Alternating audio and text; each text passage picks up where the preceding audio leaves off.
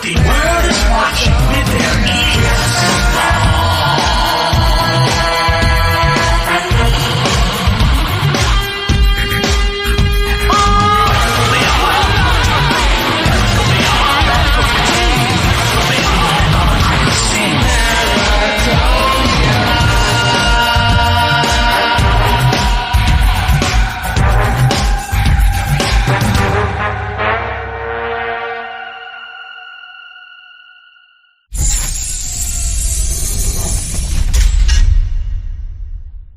The Jeffrey. Another week, another Paratopia. Yes. Yeah. Are you ready for this? I am ready for this. I feel as though I need to say one thing or two or five before we begin. Oh boy, here we go. We made a big deal out of, on the Whitley Strieber episode, saying that he had this big analogy about staring into the eyes of a dog, right? And I, in my infinite editing wisdom, didn't figure out that was actually part of our after chat conversation. Yeah. It wasn't in the show. So you talk about it at the beginning of the show, you talk about it at the end of the show, and thankfully nobody actually asked us what the fuck we're talking about, because we never actually got to that. Right. But why don't we just tell people anyway, in case they're curious, which apparently they're not. Well, no. I mean, after we got done the interview, we had, I'd say, a decently long chat with Whitley off air. And the subject of the fear came up and dealing with fear and all of that. And he made the analogy he said, have you ever tried to look into the eyes of a dog, like stare at a dog in eye to eye? And he says they always tend to kind of get that worried look and kind of look away from you, like they can't look at you for very long. And I said, yeah, okay, I know what you're talking about. And I forget how he verbalized it, but it was something to the effect of, it's because you know something they don't, and that is a recognizable feeling between you and the dog. The dog is not aware of mortality and is not, and you are, and it's just this notion of something being in much, much greater excess of intelligence than yourself, and is able to see more of what reality is and how life works and all that. And a dog doesn't have that. So he was making that analogy that's why a dog can't look at our eyes. And so therefore, when it comes to a being of some sort, that's why we have a hard time being around them or looking at. I can't look him in the face. I've said that before. Very hard to look him in the face for me. So it was a great analogy. I mean, my jaw just hit the floor when he said, I was like, man, that's perfect. Even if the real reason a dog can't look at you is because, it smells something else and becomes diverted. Well, it's not the point. Is that sirloin? I'll be back. Next up on our agenda, and this will teach you to not ignore my emails, because I'm going to throw this right out of left field. Oh, okay. I think we have some books to give away. That's true. So what are we going to do with those? Let's say we do a trivia question. Okay, so what this is it's an autographed copy of Mark Nesbitt's what? What's the title? Well, we have two, and we'll kind of talk. One is a ghost hunting handbook, and the other one is a Gettysburg, more or less like the Gettysburg Ghost, as in the first book, detailing experiences there, and it even comes complete with a map of the park, which is invaluable considering it's like a goddamn maze in that place. And we found that out the last time we went. Right. And ended up at the same spot, somehow inexplicably turned around after going around a hill and through other streets. We ended up right back at Spangler Springs. So it's good to have a map with you to identify the places. So I think maybe we'll do that one and give that away. So trivia question. How about that? Okay. Just in time for Christmas, this giveaway. Trivia question, but this is only for subscribers. Yeah, you like That's how that correct. works? That's correct. I see how that works. That's correct. Only for subscribers. And so the trivia question is... Wow, dude, it's just like a paperback. Take it easy. The trivia question is, Ed Walters, Gulf Breeze, he heard voices in his head in association with the objects that he photographed. What did they call him? Ed? No, well, not Ed. Okay. Well, then there's your hint. It's not Ed. Right. It is not Ed. They called him something, or they referred to him by name, but it wasn't his name. So what did they call him? First person to post that to our subscriber message board will get the book. And yes, and we will have a thread on there that says book contest. Correct. So you just plug it in there, and you win. And you win an autographed copy of whichever book you want. Winner's choice. Right. How do you like them apples? And then we'll do it again next week with the next book. With another book, that's right. All right, and so last up, before we get to our very special guest, Mr. Keith Chester, Yes. shall we deal with some of the more moronic Emma Woods fallout that continues to come our way? Funny you should put it that way, Jeremy, because that's exactly what it is. Yeah, I mean, we had a message board post, not on our message board, but on another message board out there on the net. I don't know, that was kind of, I mean, started out as, everyone talking about your article in UFO Magazine, which is now on stands everywhere. Yes. Yes. And I don't know, I think it started out with me just going on to a place that I normally don't even read to respond to someone who made light of us having premium content, and it evolved into a completely different discussion by the time I got done.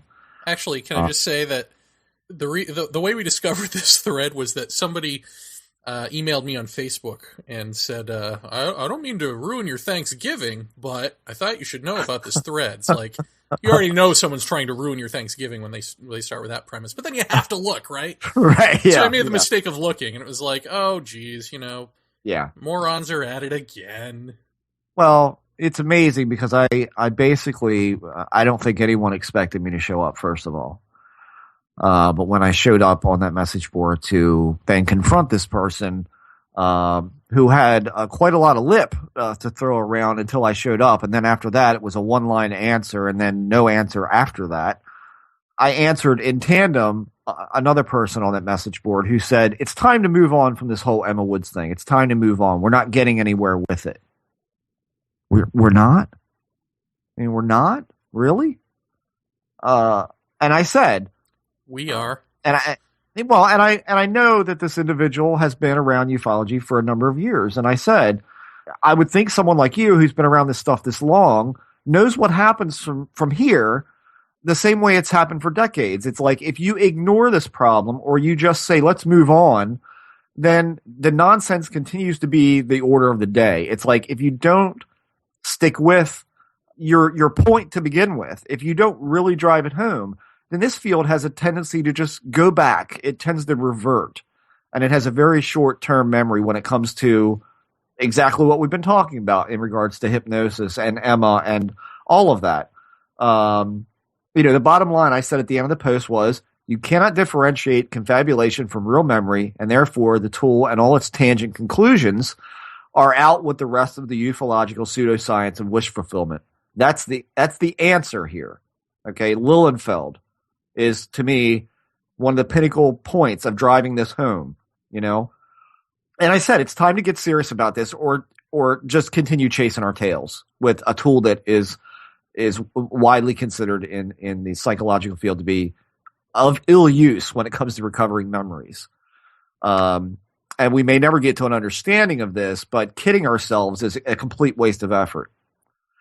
And so in response to that, and I'm going to read this verbatim, the response to what I just said was quoted and bolded.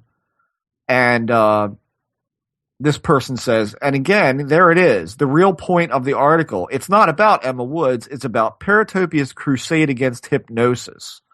She is merely being used as a tool to advance that viewpoint. Let me make this really fucking clear. Emma Woods was not even in the picture when I first brought up the notion of, Jeremy, we've got to get on someone from the psychological field who's a name who has the proper education, who is specialized in understanding hypnosis and understands the dangers and can explain this to us and our audience, that this is not a useful tool for recovering memory. I have known this for years only because back in the early 90s, I asked several psychologists and explained to them how it was being utilized in this field, and they were horrified at what I was telling them and explained to me why. I knew it. The problem is, in this field, if you don't have PhD after your name, when you're talking about anything from psychology to, astrobiology to whatever, any kind of specialized field, you need to have someone who's properly educated to actually stand with you and say, ask the question, get the answer. This is what you do. You go to the people who have the specialized education to know. I finally contacted Dr. Lilienfeld. He was very reluctant to come on. He said that he didn't think that we would have a great deal of common ground. And I said, well, I think it might be more common than you think. And I explained to him what our premise was in having him on the show to discuss the value of hypnotic regression. And he said, well, what do you think? And I told him what I thought. He said, well, you're right, but that's only the tip of the iceberg. And of course, that show then occurred. Interestingly enough, until we actually got on the phone with Lilienfeld that night to record the interview, I think it was the day before is when we became aware of Emma.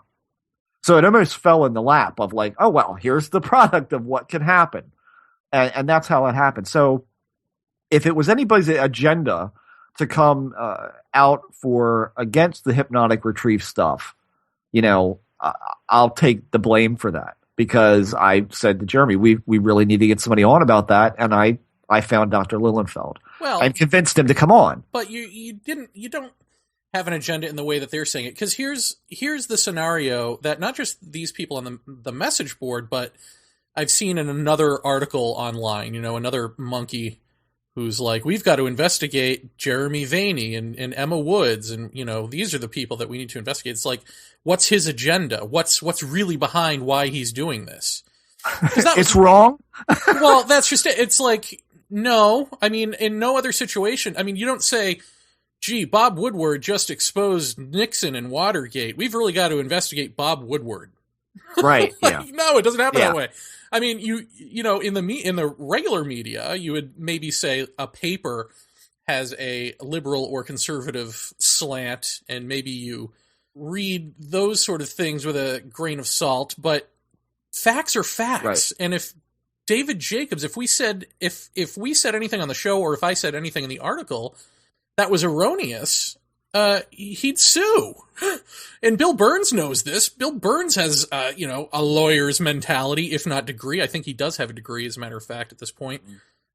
So, again, these are the facts. Deal with them. It doesn't matter even if we did have an agenda.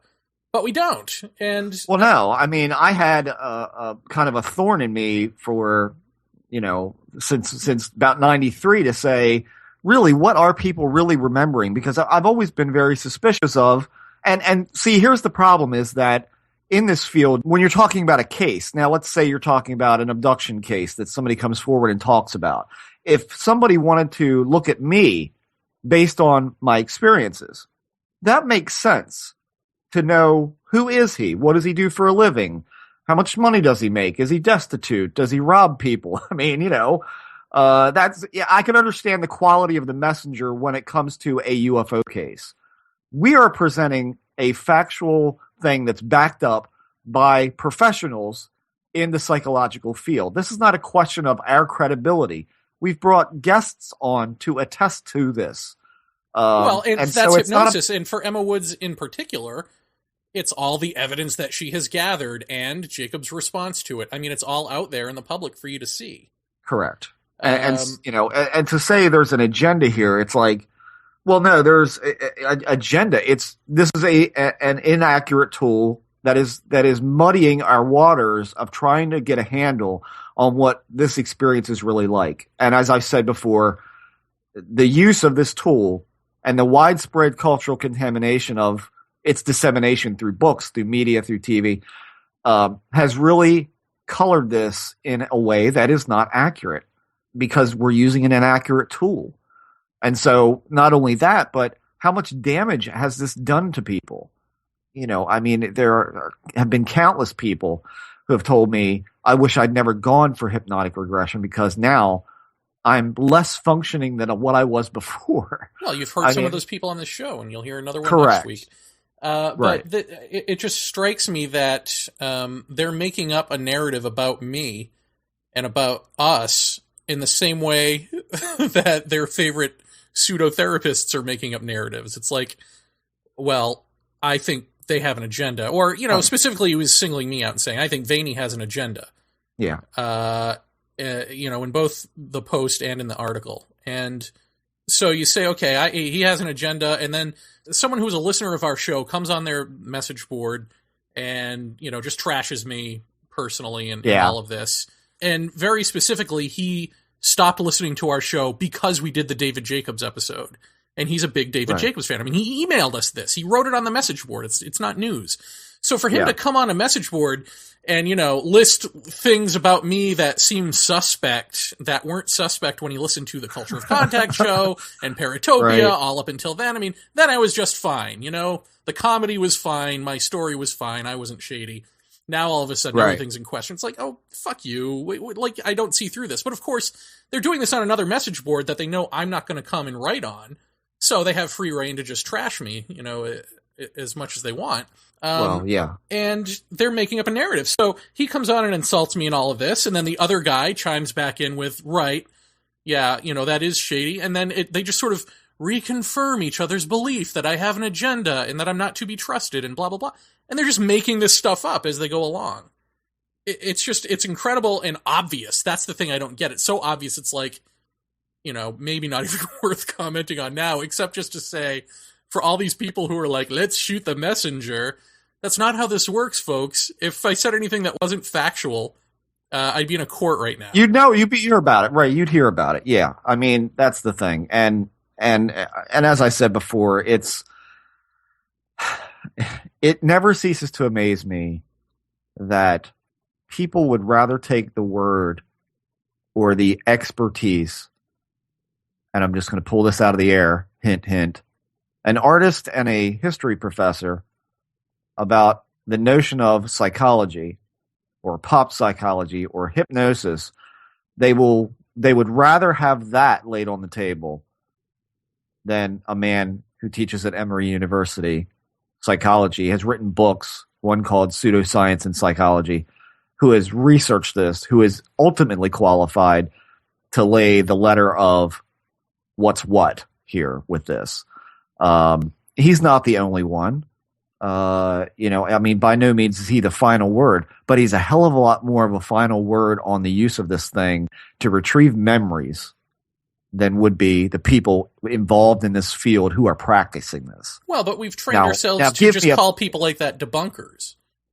It's like if they're not involved in ufology actively and they have letters after their name that imply, I don't know, education, right? Then, and as I said, and it's one of those things where I said, when your car breaks down, do you go to the florist to get it fixed? It's one of those things. It's like, I think it's ridiculous. I mean, you come home and have flowers stuck in your carburetor with a note that says, I don't know what the hell's wrong with your car. I mean, you go to a mechanic, you go to the people who know. And so if we can bring up the Bard McKenna yet again in this conversation on this show that, he said, it's fine to talk about weird shit. But in the end, you've got to go find out, and you've got to go to the people who would know how to explain the anomaly or would be able to better explain it. And I think that's what we did with Scott and having him on the show. And that just started the ball rolling. And once that show came out, it has been a strange thing that these shows have just dropped into place, and we haven't really hunted for them. It's just the narrative has just kind of made itself from here on out. And now next week we've got another one yet that is coming forward. And I said Emma would not be the only one, and you see, I was right. And this guest next week will not be the last either. I'll bet money on it. Yeah, on that note, I don't think that it's our responsibility to just constantly keep having on people who come forward. Now, because I think we get it. I mean, at this point, and after next week, I mean, the deal will be sealed. I mean, we'll all get it. All right. Yeah, I think we should put it to bed pretty much after that. I mean, I don't know how much more that we could provide past that. I mean, really, what more can you do? And so at a certain point, you have to lay it in front of everybody and go, look. Just look. Pay attention, for Christ's sakes. And if people want to cling on to this, then the rest of us can just move on. I mean, that's the only thing you can do. There's not much to do after that. Yeah. So moving on. Moving on. Are we okay to move on? Yeah, sure. I'm fine. You? Oh yeah. I was just thinking, is there anything else we wanted to address? I guess just the fact that the original poster on that message board said to you, I knew that you would be reading this. Because you had said, well, why don't you know where to find Jeremy? Just go email him or go to our own message board. Well, I think they're cowards. Well, of course they're cowards. They're because cowards. Then his response is, well, their message board is, I was going to post something over there, but it's a ghost town. It's like, what does that even if that's true, what does that matter? If you have a question about my motives or why I included comedy in the article or whatever, ask me. Right. But you don't have a real question. You have a narrative that you want to set up in your head so that you can demonize me, so that you can ignore the facts. Like, it doesn't again, it doesn't matter, it's all how diversionary. credible I am. I don't have to be credible. I could be a monkey with a pen. All I have to do is jot down the facts and present them. And you may not like that presentation. You may not agree with the style of it, but the facts are the facts. Right. And it's all diversionary at this point, and I think that's pretty recognizable if anybody cares to step back and look at the back and forth between all of this stuff. You can see what the narrative is, and you can see what the facts are, and then you can see how the diversionary tactics from people who simply don't want to let it go. Well, I like how the moron who wrote the article. And again, it's not even really worth addressing because who cares? It's like anyone who's anyone in this field knows that what we did was true and solid work. And it's just these, anonymous cowards and idiots who are like these holdovers who are like, oh, I don't think he's credible. We got to look into his background or whatever. It's like, look all you want. I mean, we've got our show, 90-something episodes online. It's all right there. Well, my background is right here for you to look at. It's in the article that, this show that we did on this stuff. I mean, it's not as though I'm some anonymous guy or I'm hiding. It's like all right there. So like while you're writing this article about how you have to look into my background, why not just look into my background? well, and here's the icing on the cupcake. The individual who said what he did on this other message board, and I made the point to say, if any of you cowards in this room want to, look up Jeremy Vaeni and email him, his email's widely available. I mean, he's not exactly a reclusive figure, okay? Why don't you write him instead of posting this somewhere where he doesn't read and doesn't post? And so today I'm at work and I'm getting ready to pack up and go, and I get an email from this individual on the message board. He emailed me, not Jeremy, me. And something I'll cop to here is that the minute that I read this asinine post or reply, I banned him off our board because what's the point? I don't see the point in aggravating myself with somebody like that. It's counterproductive to me, and I don't have time for it. And in that letter that was sent to me, he talks about what you said. And what you wrote on your message board and what you put in the description of this, of the podcast. I'm like, why are you emailing me? Go ask him. No, and that's why I called you after work and I said, am I like the easy one to argue with? And in my reply, I basically said, look, if you've got a problem with something Jeremy said, why are you emailing me about it? He's much more willing to entertain you probably than I will be, because I have no fuse for these people. My fuse is burned and gone. It was reduced to ash many years ago. I don't have time for this arguing back and forth. The facts are laid out, and I'm not going to sit here and go back and forth about, is the hybrid scenario legitimate anymore? Is it not? In my opinion, no, it's not. Do people perceive hybrids these days? Sure. what does that mean? Does that, the hybrid breeding program, all of that, is that real? In my opinion, no, it's not, because it was born out of the hypnotic regression sessions. That's where that came from. So, that's it. I've said my piece with that. I've said this before, and I'm not arguing about it. That's it. You don't agree? I'm sorry. It's the way it is. So I'm just amazed that I get this letter essentially quoting you and saying, why this? Why did he say this? Why are you asking me? Go ask him. Yeah, I mean, after writing in his thread, go ask Jeremy. And after him saying, whoa, there's a ghost town over there. Like, yeah, I mean, clearly they don't want to confront me. I don't know why. I'm just like, Maybe because they're not going to like the answer? I don't know. And I mean, in this letter, I'm just going to read this little short sentence. It says, and I'm paraphrasing because it says, so again, if the Emma Woods case absolutely positively proves that there are no hybrids. No, that's not it. Lilienfeld's episode, what we learned there, what we've learned about the different takes or the different narratives that run through the different researchers who do different techniques on people and ask different questions, come back with differing cases. You can see the thematic per researcher. That should tell you something. That's the clue. Hello. I don't think Emma Woods is what anyone is betting the farm on, that hypnosis is not a legitimate tool. It's a result of that. It's a result. It's not what you hang your hat on. What I'm more willing to hang my hat on is somebody like Scott Lilienfeld.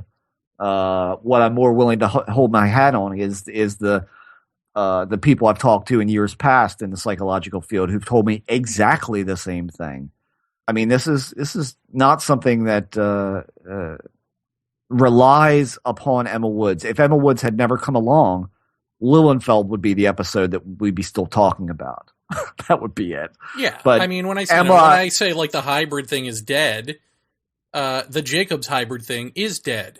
Yeah, Emma Woods did kill that storyline, and next week's guest Brian Reed will put a nail in that coffin. I mean, that just is what it is. So when you look at, okay, we have Lilienfeld who says, as do most, if not all. I mean, somebody supply me with somebody who's written something in the last, I don't know, 5 years, maybe 10 years. That says otherwise, but the majority opinion, at least, of psychology and psychiatry is that hypnosis is not good for retrieving memory. Correct. And then, as Jeff has been saying, you add on to that the fact that the so-called memory you're trying to retrieve is from some sort of altered state. Yes. I mean, or something missing, missing time, then, we don't know what we're dealing with there, right? So you've got that, and then you've got, out of that, still using that, is Bud Hopkins. And so he creates this story of women being impregnated or having their fetuses stolen for some reason. And of course, then we have on Deb Cobble, who was Kathy Davis, who was the very woman he was talking about, who says she never said that. She said it was a dream, and that she very, very much believes that she just had a miscarriage from her real husband at the time. So it's like, yeah. So he took a dream and decided that was reality, right? Which is something that a guy like Bud Hopkins would say is wrong and new agey, I imagine, except here he is doing it all the time. He and Jacobs taking dream material and saying, well, this is really reflective of what really happened. So he takes that, he creates that story gets out there. Jacobs furthers that story with this hybrid program. Now the fetuses are all grows up now, and they're part of this hybrid program to take over the Earth. Except now we know that that's bullshit. So, yeah, it's dead. If you don't like that, tough shit. Those are facts. Right.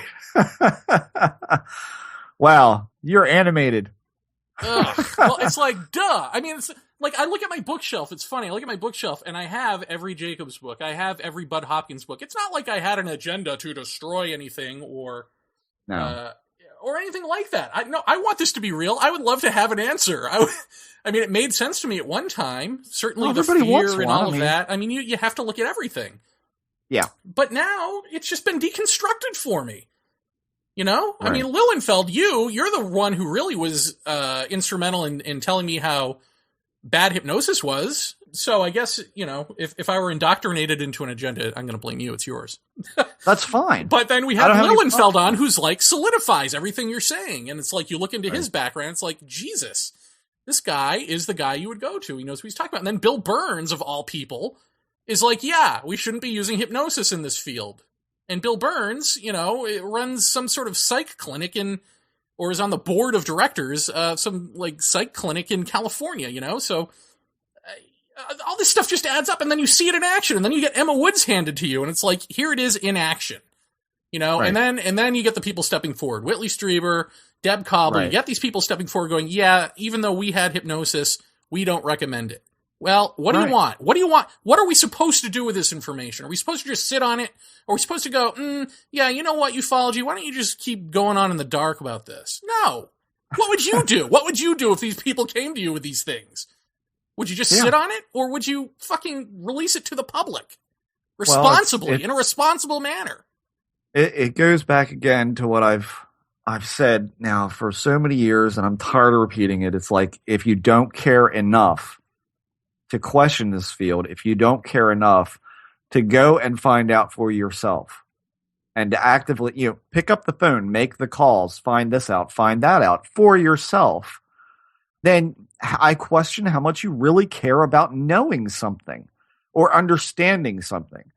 I mean, that's kind of the point. It's like, I can't get over the fact that, someone would sit and watch a TV program in which a man tells his story, and you get the name of the man, and you know what state he lives in. Go look up his name. Give him a call.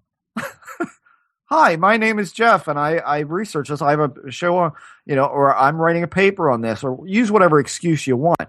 And then talk to him and say, how about this? How about that? What about this? What about that? And get a feel for yourself here. I mean, if you don't care enough to question it, if you don't care enough to examine factual data, if you don't care enough to go to the right people to ask the right questions, then it's a hobby to you, and it's not a hobby here at this show. So, that becomes my end game with this. It's like, if you care enough, you'll question, and you'll continue to break this thing down and build new things and tear that down. This is what science does, and everybody wants to say we're pseudoscientifical right here in UFO land. Let's try to do what they do. Let's try and look at facts and then figure out some kind of random abstract and build upon that, and then go, nope, that's not it. Throw that away. Jacques Vallée has changed his outlook on this numerous times. That's what you do. And so as we learn new things, as new things are exposed or brought to light, those things have to be, okay, all right, then this gets set aside and we move on to somewhere else. But even as you say that, I realize the morons on that message board don't understand Jacques Vallée either. Well, yeah, they referred to him as dull. So if you all in the audience can get any kind of sense of the kind of individuals we're talking about, I don't know why we've spent the past 20 minutes even discussing them. Yeah. I mean, it's funny. This is a clear-cut case of arrogance has replaced intelligence. I mean, that is what that message board is all about. People who just harump, and don't know what the fuck they're saying. And it's always been that way. Just ridiculous. Yeah. Well, let's move on to a guy who's actually, again, gone out and done the work and found out the facts and is bringing them to the show this week. Yes. And this is actually, I think, a good follow-up to Jacques Vallée in a weird way. Correct. And in fact, I think if you line up Jacques Vallée's book, if you read Jacques Vallée's Wonders in the Sky, and then you read our next guest, Keith Chester's book, Strange Company, and then you read Leslie Kean's book, then I think you almost have a sense of a sequel, because Jacques' book deals a lot with testimony during war times prior to flight, right? So from around the world, various wartime scenarios. And then Keith Chester's book deals with World War II. Right. Pilot sightings and that sort of thing. And then Leslie Kean's book is military and pilot sightings from, the 70s on, I think. Right. So it's interesting. I mean, you almost get a sort of even flow through that. And isn't it interesting that we have, just in the last couple of years, we have these, what are by, I guess, pretty much all standards, right? All three books are considered great case books. Yeah. So I would definitely put Keith Chester's book in that lineup of need to read case books. I certainly learned a lot during this episode. Yeah. Not just about Foo Fighters, but about how German ufologists perceive ufology, about the Robertson panel tie into all of this, about cover-ups. I mean, just all of this stuff that you don't associate with Foo Fighters, and then the fleshing out of what Foo Fighters were, you know, in terms of how they were reported. It ain't little blobs in the sky. Let's put it that way. No. And I must say it's good to get back to the actual enigmatic presence discussion as opposed to what's going on in the field. As important as that is, it's nice to get back to actually focusing on the strange stuff, a la Jacques Vallée's episode, and kind of continuing on with that. And Keith and I actually met. Keith, we recorded this. He came to my house to record the interview because he lives not very far from me at all. And we actually met way back in the early 90s at a MUFON meeting in Perryville, Maryland.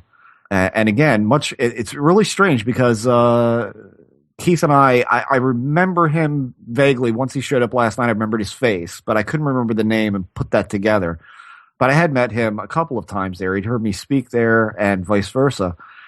And it's really interesting that Lee Townsend and I reconnected after so many years. And now Keith and I again have kind of reconnected, even though we weren't doing any work together or anything like that. It is strange how this is all kind of like rolling together again. So really interesting guy and a really solid researcher as far as putting these reports together. So without further ado, Keith Chester. Paratopia, please welcome to the program our very special guest, Mr. Keith Chester, author of Strange Company, Military Encounters with UFOs in World War II. Keith, thank you very much for doing the program, and welcome. Thanks, Jeremy. Thanks, Jeff. I really appreciate being on. This is great. Well, don't count those chickens before they're hatched. You know who we are. Yeah, this might not be great. No, I'm just kidding. So what is your background in ufology, and why did you decide to concentrate on specifically on World War II? Yeah, I saw 3 books on a display that was Whitley Strieber's Communion, Bud Hopkins' Intruder, and Gary Kinder's Light Years. And that was 1987. I had an interest in UFOs because I had a childhood sighting, but that was in the mid-'60s, what was not too dramatic, and I had a casual interest. I saw those books, and for some reason, I was completely compelled to dive into the subject matter, and I tackled everything that was coming out, because at that time, literature was exploding within the UFO phenomenon. That led me to a situation where in 1989, I started to investigate my own case, which had to do with a teacher who worked in Frederick County. And she was employed in 1969 at the Pentagon through CETA, which was a civilian employment training agency, as a summer hire. She worked for the Office of Civil Defense under a Colonel Sullivan.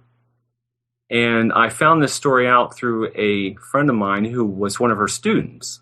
And at that time, she was telling the class that she had her own knowledge of UFOs because, of course, about that time, I think Charles Berlitz and William Moore had put out the Roswell incident. So she felt like she could start talking about this topics. So what happened was in 1969, or 1970 actually, I'm sorry, she was in there and Colonel Sullivan was her direct boss, and it was just her and Colonel Sullivan in this office. Other military officers showed up one afternoon in his office and were discussing UFOs and occupants that they had in their possession and what they should do with them, what they should tell the public. And she tried not to listen too much, but it was astounding to her.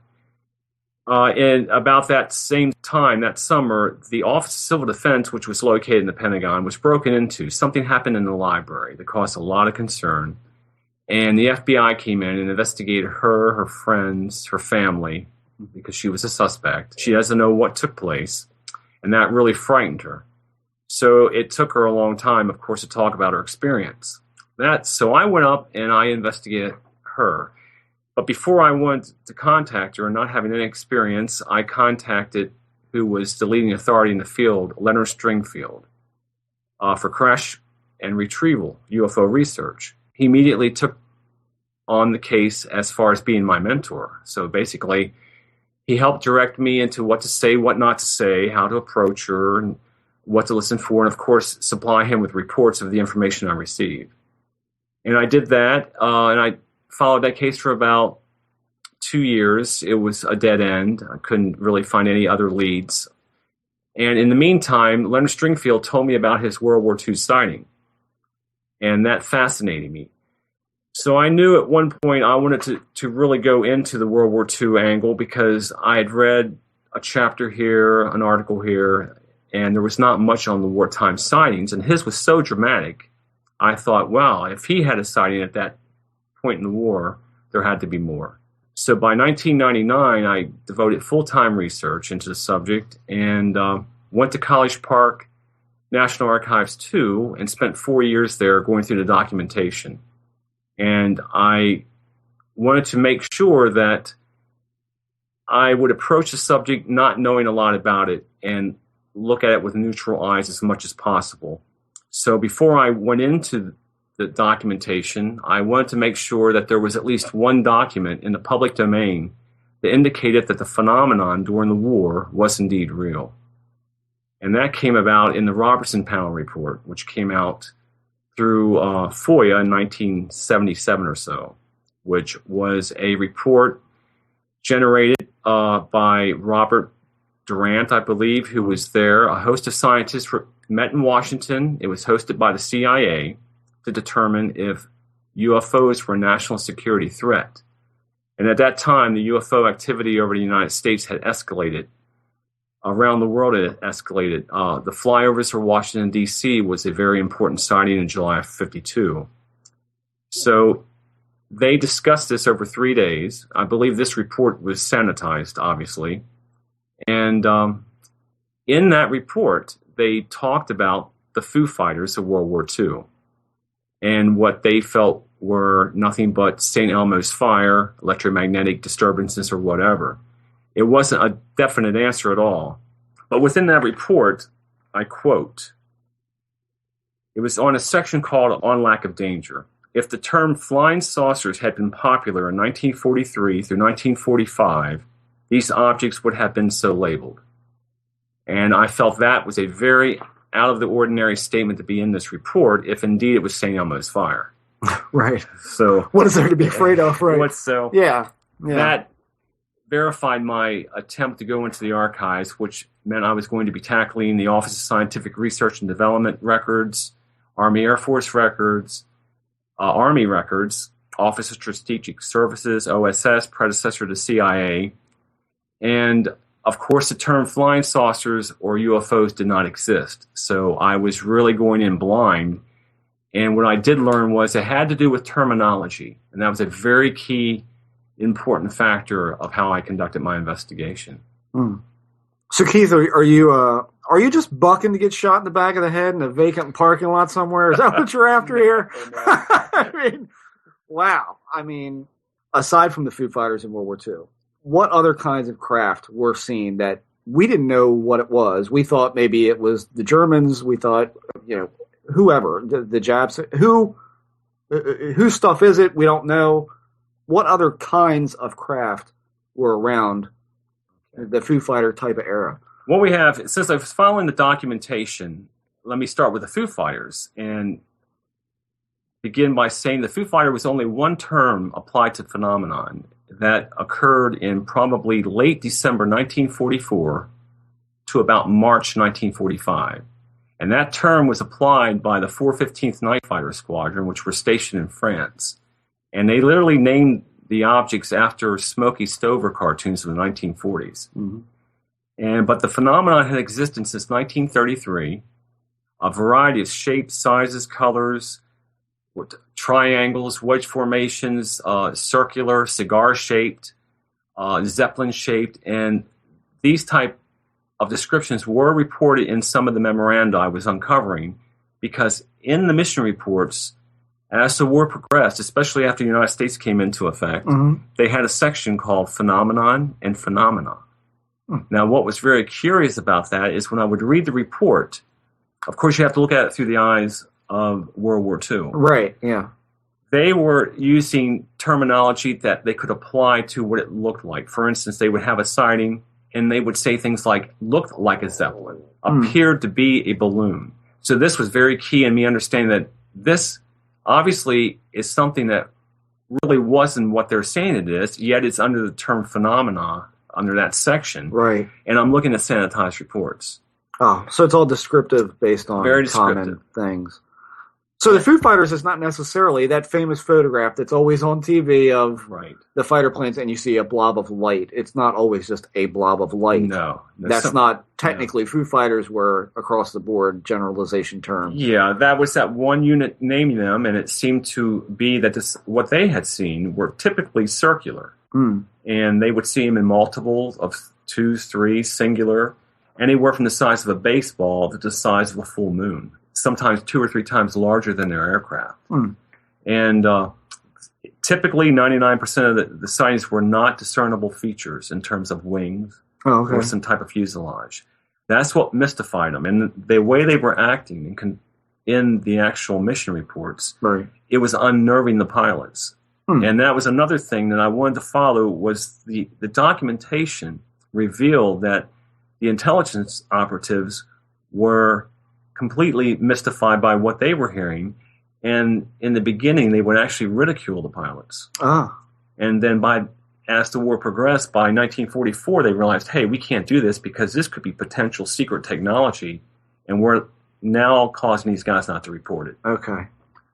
So let me just ask, did you find, based on the sightings reported, did you find any kind of correlation on what the mission was or what the pilots were doing or what they were going to do? Like, was it, did you find or is a bombing run to or fro or some kind of covert behind dropping troops behind lines? Was there any correlation of a sighting happens when they're doing this or a sighting happens when they're doing that, but not routine patrols or anything like that? Or is it pretty much just across the board? It doesn't really matter what the actual mission objective is. Yeah, it was across the board, but typically these were lone missions or non-combat missions that these were occurring. That's what made it remarkable because they were able to observe the phenomenon. They were able to actually attack it. They were given orders to attack. Really? But with the Foo Fighters, and I typically discuss that because the 415th Night Fighter Squadron had a lot of reports. And if it wasn't for the 415th Night Fighter Squadron, the Foo Fighter phenomenon would have not broken into the press. And it didn't. It broke into the press in January of 45 in Time and Newsweek because of Associated Press. And these objects would typically appear coming back from a mission, going to a mission, and typically you don't hear much about the combat element. Like, they're not seeing these things in dogfights, although who the hell would be looking for a flying saucer in a dogfight, right? Yeah. You know, I mean, you've got the Luftwaffe trying to blow you out of the sky. That's the last thing you're worrying about, I guess. Exactly. You know? So if they were there, they just were not aware. Right. How far did these reports go, and how far do they lead into what we now know as, or what we refer to as some kind of cover-up? I mean, clearly, sanitized reports are one thing. When this all comes forward from World War II, does it just disappear at a certain point? Like, did your research end at a certain point where I'm not getting any further with this? Like, this is what I got, and now it's blank from here forward. My research ended in December 45. That's where I stopped, and that's where, at that time, they were still questioning the phenomenon. However, at this time, you have to realize that there was a whole element that was being utilized in terms of the German documentation, the engineers, the scientists, were all being interrogated. And I uncovered a document that actually had a question on it that pertained to what they called the balls of fire, which was what the British called the phenomenon, and also what the Americans called the phenomenon in the Pacific Theater of Operation. So there was a real concern. It didn't end after the war because we go into 1946 with the Scandinavian sightings again. Right. And it just kept escalating. Was this across, I mean, how far across the board did this go? Was it just the Americans and the British, or did the Germans have sightings of strange They Objects had like this. them. The enemy, the Axis forces did have them. However, the documentation that I've uncovered is strictly through the eyes of the Royal Air Force and the Army Air Force. Okay. Now, interestingly enough, we hear about after the war intelligence officers discussing that they interrogated German prisoners who were saying that, of course, because of that question, what was it? They didn't know either. And there's a famous account that I uncovered where in January 45, one of the veterans in my book had been working for the, I guess, the aviation industry after the war. And so they met in Niagara Falls area for a after the war meeting. Okay. All the guys were veterans, and it happened that an intelligence officer was giving a lecture on World War II. And after the lecture, this gentleman who actually saw a Foo Fighter said, hey, you talked about everything but the Foo Fighters. And the intelligence officer said, oh, you're one of those, and started to laugh and said, no, you're absolutely right. I didn't talk about those, but they were in a situation where we were actually hearing transmissions of German night fighters reporting the same objects that the British night fighters were seeing or the American night fighter pilots were seeing. So there was confusion because neither side understood what it was they were seeing and blaming the others. And what's very startling is that the testimony that is in the public domain that I've compiled in the book, that indicates there were sightings that were straight from the annals of science fiction. Really? These are remarkable sightings. These can't be supported other than the witness themselves. The veterans say, we reported it. It was in the intelligence report that we generated, but they weren't in the reports that I uncovered at the archives. Okay. And but there is one particular document that came out that indicates that something remarkable was being seen, was being reported, and I call it a crumb. A crumb we were able to find is Dr. David Clark and Andy Roberts uncovered this in the British archives. And it happened to be a sighting in 1942 over Turin, Italy, where the bomb crew were flying back from a mission, and they looked down and saw what they appeared to be a Zeppelin-esque object about 200 to 300 feet long. They saw a row of windows with red coming out from inside that appeared to be illuminated from the inside, traveling at about 500 miles per hour down in the Alps. It was definitely intelligently controlled. They went back and reported this to their intelligence officers. So they filed an extensive report. They were accused of drinking. They were accused of everything. So you're thinking, well, we have all these reports that indicate the veterans said this, but there's still no real verification that it was being reported, if you really want to follow it critically. Right. So they uncovered a report, and here's what Number 5 Group, which is one of their fighter groups, reported to Bomber Command. And this is, quote, herewith a copy of a report received from a crew of a Lancaster after raid on Turin.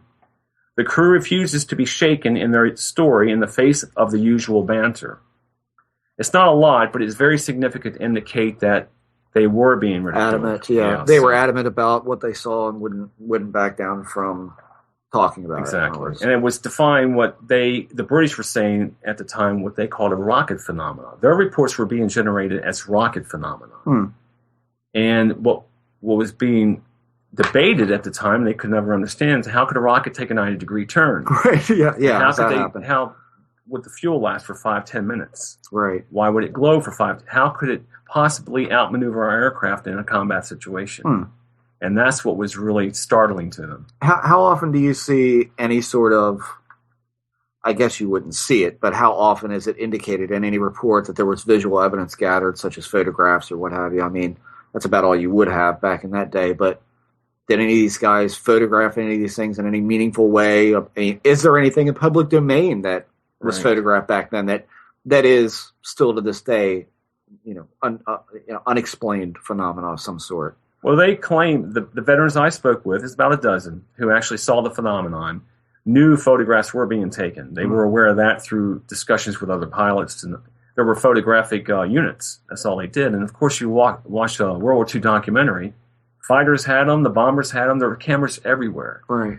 But that has not reached the public domain. There are a few photographs of the Foo Fighters. Right. But they're still challenged. There's no provenance in terms of where were those photographs generated from? Right. Are they a flare? Are they something? Who knows?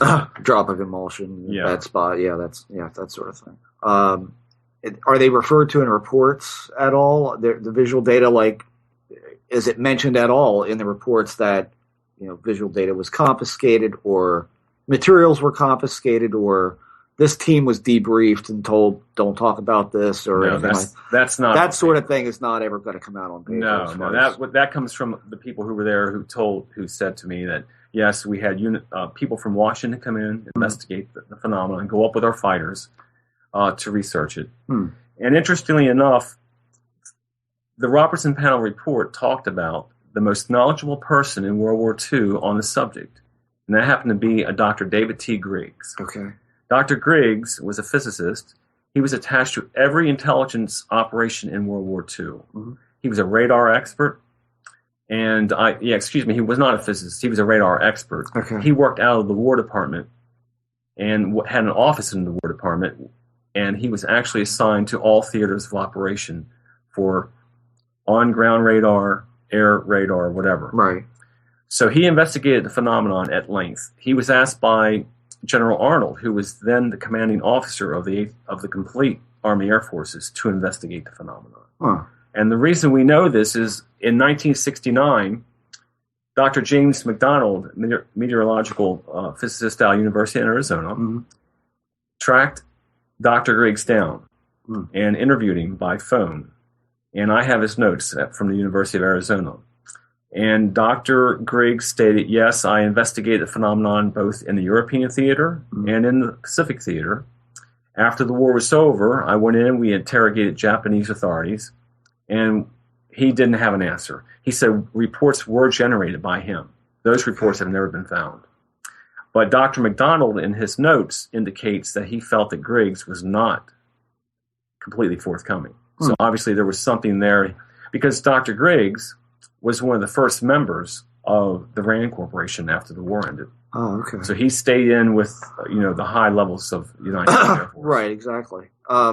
So there was no inkling of, we thought it might have been this, or we think it might be that. I mean, there was no semblance of any conclusion that they were going to talk about. Right, exactly. They passed it off as the St. Elmo's fire, the always explainable meteorological phenomenon. Right, yes. right. So where does that? Where does that lead us with this stuff? I mean, well, it's really just it leads us nowhere other than what it shows is that the phenomenon definitely predates Ken Arnold's sighting in June 24th, 1947. Yeah. So this you should listen to the Jacques Vallée episode. Oh, okay. Oh my God. Yeah. Sure. The war stuff is definitely interesting to me because, at least on the German side of things, we're constantly barraged these days for some apparent unknown reason these days on the net. The German flying saucer stuff is huge. Now, there is evidence that suggests that the Germans were, of course, 20 to 25 years more advanced than we were. Correct. Aeronautically. Yeah. Right. And, of course, after the war, engineers were coming forward saying, we worked on these programs. Right. And so this is very compelling to think, well... How far did you get? How far? Well, that's just it. How far did they get? And, of course, if you read books like Nick Redfern or some of the more... backing the Nazi flying saucer theory, it could well have been exploitation of high advanced programs which we know existed. And was that what went down in Roswell? That's another big question. Right. So, but none of that can be answered if you're looking for documentation. You can just assemble the massive information and make a plausible guess as a possible what could have happened. Were the Germans actually talking about saucer-shaped stuff, disc-shaped stuff, or were they talking about rocket or flying wing type craft? I mean, was that... They're talking about all circular aircraft. Really? Yes, and there's a 1948 document I have that was written to a general in the Pentagon by a German engineer who stated he was working with a program, and because of... He actually mentions Roswell. He actually mentions that there is a... he feels that what is being seen over, I guess, the Midwest during the 1947 summer was indeed German technology. Huh. And that was happening. But then again, you have the people who come forward and say, well, all that is a German who's starving, who wants to get into the United States through Project Paperclip and work for the government. Exactly, yeah. See, I had to balance all this. Yeah. But all I'm doing is looking at the military. I didn't look at the civilian end, which was a lot of stuff going on around the world. Right. Well, let me ask you, in terms of the documents, now we see now with the WikiLeaks stuff being scrutinized today that a lot of these documents that, at first glance they sound incredible, and then you realize, oh wait, these are cables that are either people's opinions or disinformation or something that, was intended to reach as high a level of office as possible to stir things up. I mean, it's not all fact, in other words. The documents that you're looking at, I mean, are they all factual? Like, can you say these are based in fact as opposed to, disinformation, propaganda, or even just opinion? Well, the fact that I'm looking at World War II documents helps my case in the fact that these are documents generated during the wartime and are not really phenomenon related. What it is, I'm piecing together documents to indicate something very unconventional was taking place, but it's not. When we say UFO and flying saucer, the term ET comes into play whenever we mention these things. Sure. But this is not the case, so everyone was looking at the phenomenon through the eyes of secret technology. I'm convinced of that. Mm-hmm. But I do know that it was very important because, for instance, I uncovered a War Department file that was collecting these reports, and they were calling it rocket phenomena, flak phenomena, and they were keeping a tab on what was taking place, what was being reported. Mm-hmm. And it just shows to me that if there was something that was unconventional, and I say this because of what the veterans are reporting, these are the ones out of the science fiction annals. These are the cases you think, oh my God, how could that not be in the report? But that is what is being kept secret. That's not being released. But my documentation I uncovered indicates something was being seen. They were giving a name, whether it be balls of fire, the Foo Fighters, rockets, jets, or balloons. You have to realize, again, that terminology. You'll see where a pilot will say, I saw a jet at 30,000 feet, or I saw a light over open area moving parallel with me, or whatever. Yet that report is under phenomena. And if it was a jet or a rocket or something, they knew it was going to be something conventional like that, it would never enter that. So that shows confusion. So I know it's not a lot to hold on to in terms of convincing a skeptic. Right, yeah. What about, is there anything that you can garner from the documents in terms of the reaction to these, I don't know, craft objects, I don't know what you want to call them, Foo Fighters? Are they playful? Are they threatening? Any sort of thing that you can garner from their reaction to airplanes? Well, in the report themselves, generally you see nothing but what they saw. You don't hear about any kind of a combat mission or engagement, even though they were being engaged. You don't see that in the report. And you have to realize, by the time the report was written, let's say the 415th Night Fighter Squadron, there was a sighting. Those guys would come back, tell their intelligence officer, who then would generate the raw intel. He would then condense that raw intel and send it up to the fighter wing. The fighter wing would then condense it to send it up to the bomb wing, and on until it reached Chafe. Now, that is important because where did that raw intel go, and why did it generate anything of importance? And I saw there was concern. If you read the intelligence memoranda, you hear or you read where they're confused by it, and they're constantly trying to come up with an answer of what it might be. And usually it's rockets, yet they ask questions at the end, and they make fun of it. But another very important element of this is when the Foo Fighters story broke, at General Eisenhower's office, which was the Supreme Headquarters Allied Expeditionary Force, Chafe, he had his scientific advisor investigate the phenomenon, and Chafe was calling the phenomenon night phenomenon in their reports. And I have this documentation. Night phenomenon. Night phenomenon. That's how they described it. And then they would go in and talk about the Foo Fighters. and very generic. Could you look into this? Well, Eisenhower asked his chief scientific advisor to look into it. Now, interestingly enough, his chief scientific advisor was no other, and I have it in print, Dr. Robertson. And Dr. Robertson, of course, led the 1953 Robertson panel. Right. And that's why I feel that statement that about flying saucers are very significant. Yeah. And these are the little things I pieced together to show something taking place. But in the documentation itself, there's confusion within the upper echelon of the intelligence community, within the Army Air Not Forces. knowing what the hell it is. Not knowing what it is. But it doesn't read dramatically. It doesn't read, Right. but it shows, it does, there's questions, and they're asking for investigations. And so not only do I have documentation about Dr. Robertson looking into it, Right. but General Spatz, who was the commander of the Strategic Air Forces, had air technical intelligence operatives go look into it. And that's in the documentation. Huh.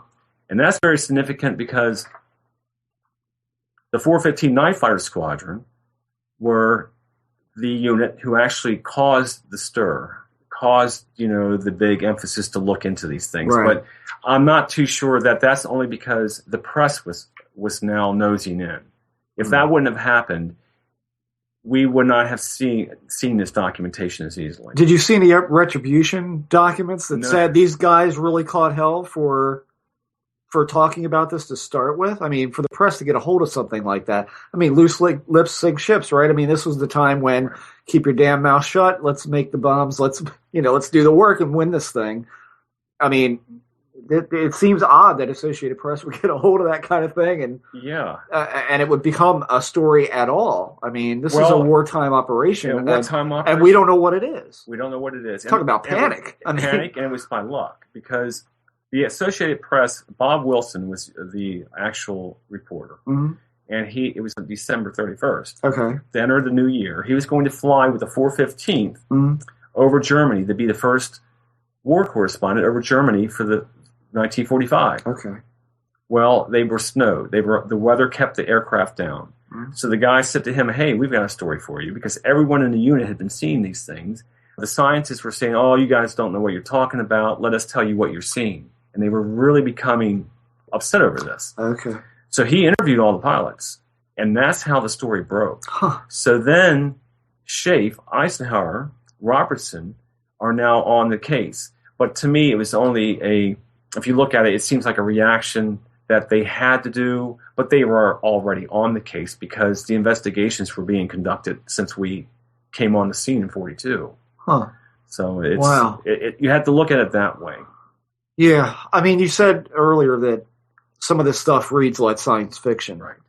Give me an example of one that just borderlines the weird. Okay. I mean, I guess that the one is most dramatic that we have drawings, we have the witness testimony, occurred over southern France in 1944. Okay. And this was reported personally to, of course, Dr. David Clark and Andy Roberts. Again, they were the ones who followed this particular case. Okay. A bomber crew were approaching, coming home, and they were over France, and what they thought were 4 lights out in front of them. As they grew near, it was 4 windows or portholes to an object that was 5 times larger than their bomber, hanging motionless in the sky. Shit. They could see clearly as they got closer because it was cloudless sky, night sky, and they heard nothing. And by the time they were close enough where they were really starting to panic, it shot straight in the air at what they estimated as 1,000 miles per hour. And according to them, they reported it to their intelligence officers. And these are the things that did not make it into the reports. That sounds like something that could be today. Could be today. That's completely consistent. Shooting straight up, motionless, huge, cigar-shaped, circular, and of course, flying saucer, the typical saucer shape. And all these are being reported, but they're not in the actual documentation. Huh. But there are the little what I call nuggets that you find to indicate that it's something strange is reporting. And I'd like to bring up the fact that the terminology, again, is very important. And they were saying things like an airship. And these were like silver cigar-shaped objects. and they were hovering, and they were maneuvering in ways that defied the conventional wisdom of the day, and they were being reported. Some of these were being reported, Right. but they said they used a conventional terminology. Okay. But you had to look between the lines and say, "Oh, but they said looked like a Zeppelin," Oh. instead of saying it was a Zeppelin. And that's Right. how I was approaching and realized there's a lot to this. How about civilians during this time? I mean, is there any mention in some of these documents, or have you ever talked to anyone, civilian-wise, working at Fort Meade, working at someplace overseas as a civilian, reporting, seeing something from the ground? Like, I mean, we're talking about, I'm sure, naval ships as Mhm. well, seeing these Naval things, and bomber crews and Bomber fighter crews. pilots and all of that. Right. How many times do you have the civilian on a base, or the civilian while something like this is going on? Are they seeing these things as well? I mean, is this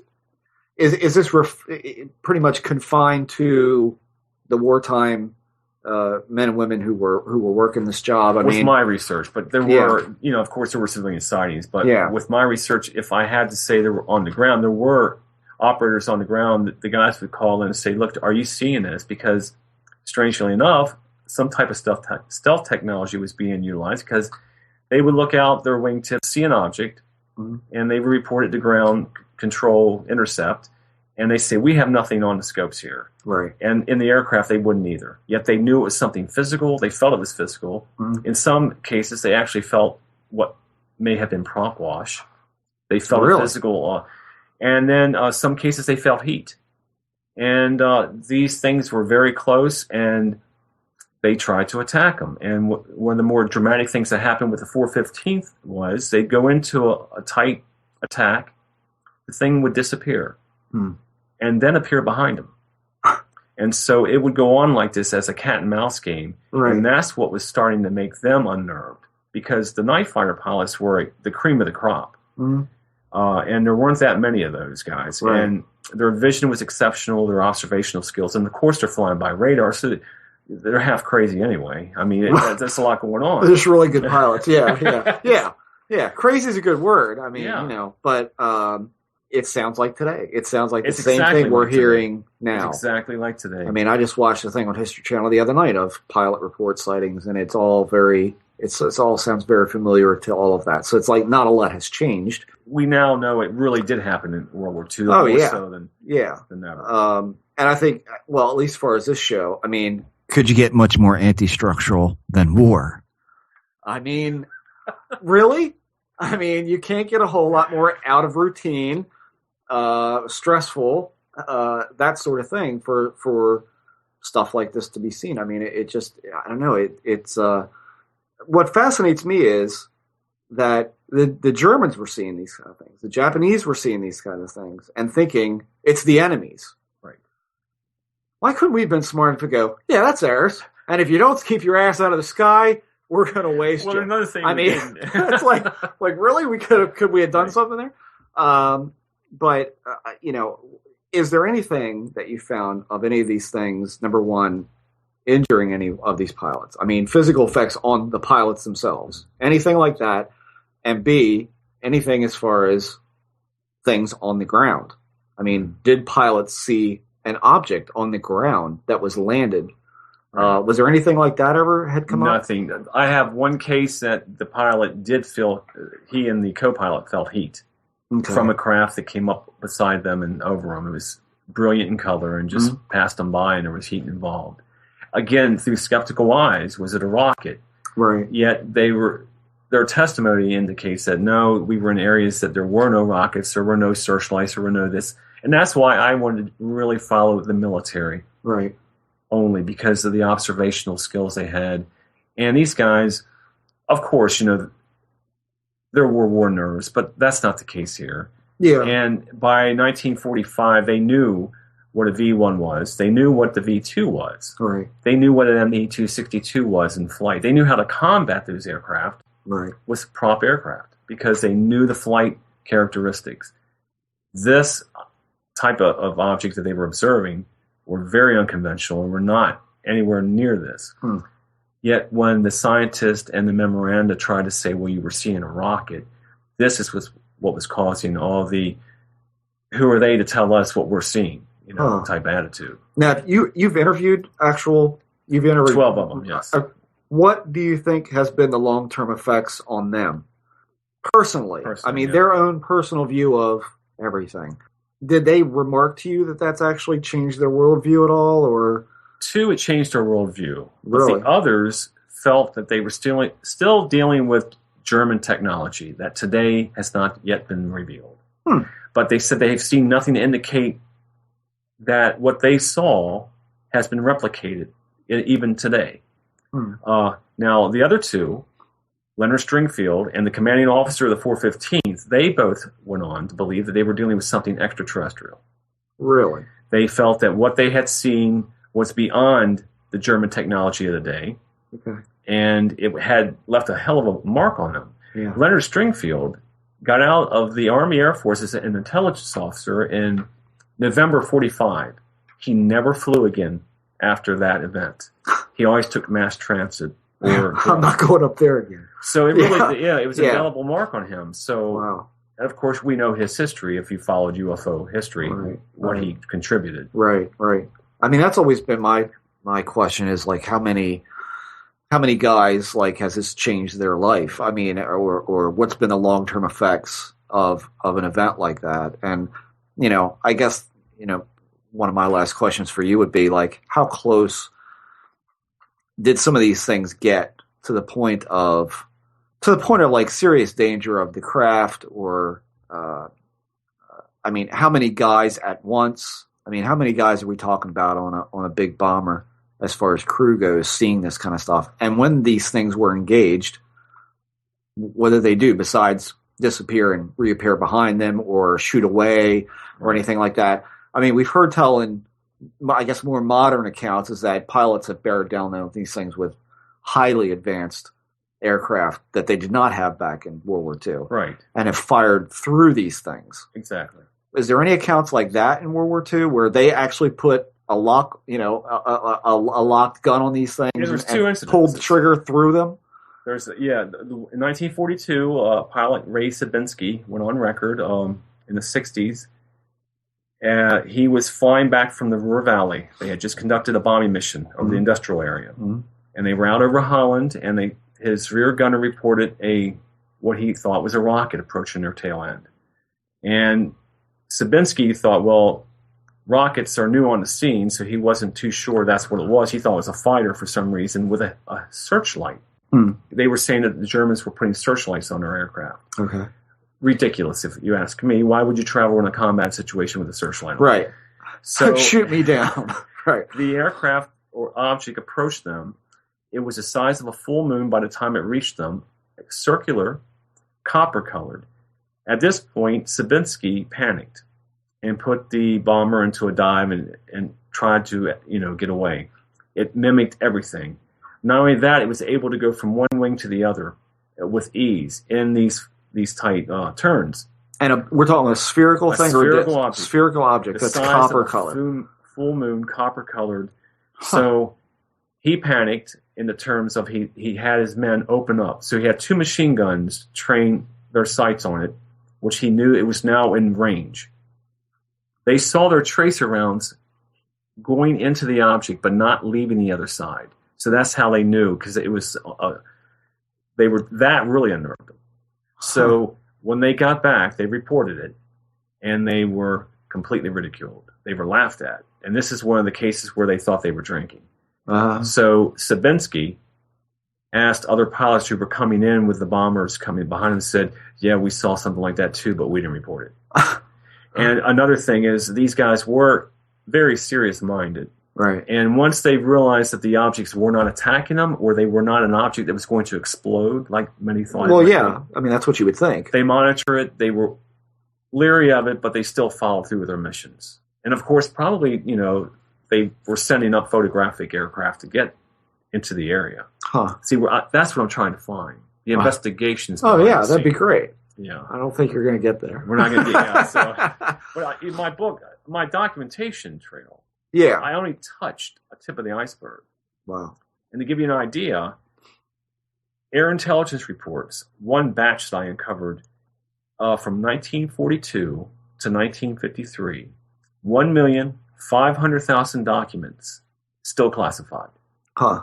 That's just one batch. Right. And there's millions upon millions upon millions of documents there. Jeez. And I only scratched the surface. Not only that, that's one archives. Right. I didn't hit the presidential archives. I didn't hit Library of Congress. Right. There's so many other places to look around too. the world. What about Germany? And why aren't we getting this stuff out of Germany? Why are we not getting all we get out of Germany typically from the researchers? It's German technology. Well, that's okay, but how do you explain having that technology in 1942 if you're struggling in 1945 with a jet aircraft to win the war? There's that, and I mean, there's. Well, I can say from just trying to trace my family history that trying to get any kind of documentation out of Germany via World War II records destroyed, bombed out, lost. I mean, I've tried numerous times to find out. Or it's here because we have a tremendous. Or it's here, yeah. I mean, you look when the Russians rolled into Berlin. I mean, I don't think that they were, worried about saving a lot of stuff. I think. What about going to Britain? Yeah, the UK. Talk to Nick Pope. Yeah, I talked to Nick very briefly. He helped lead me towards some documentation, which I was already aware of, and but he wasn't that versed on that particular subject at the time I contacted him.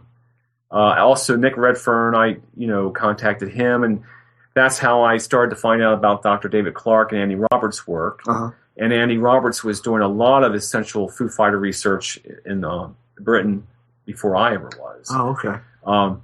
But I don't think he continued.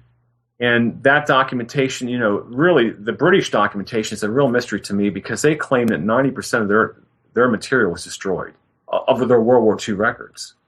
Huh. It's like an amazing amount of material was destroyed. And I'm like, I don't understand that. But the newest release of UFO documents that came out, there was a Churchill-Eisenhower situation where what it was, a bodyguard for Churchill with the Royal Air Force overheard he and Eisenhower speak about the UFOs. Not that particular term, but they were worried about it and concerned by what it might do or conflict with religion. It was that much of an impact. However, what was released to the public were the grandson's notes or FOIAs to the government and their response to him about his grandfather.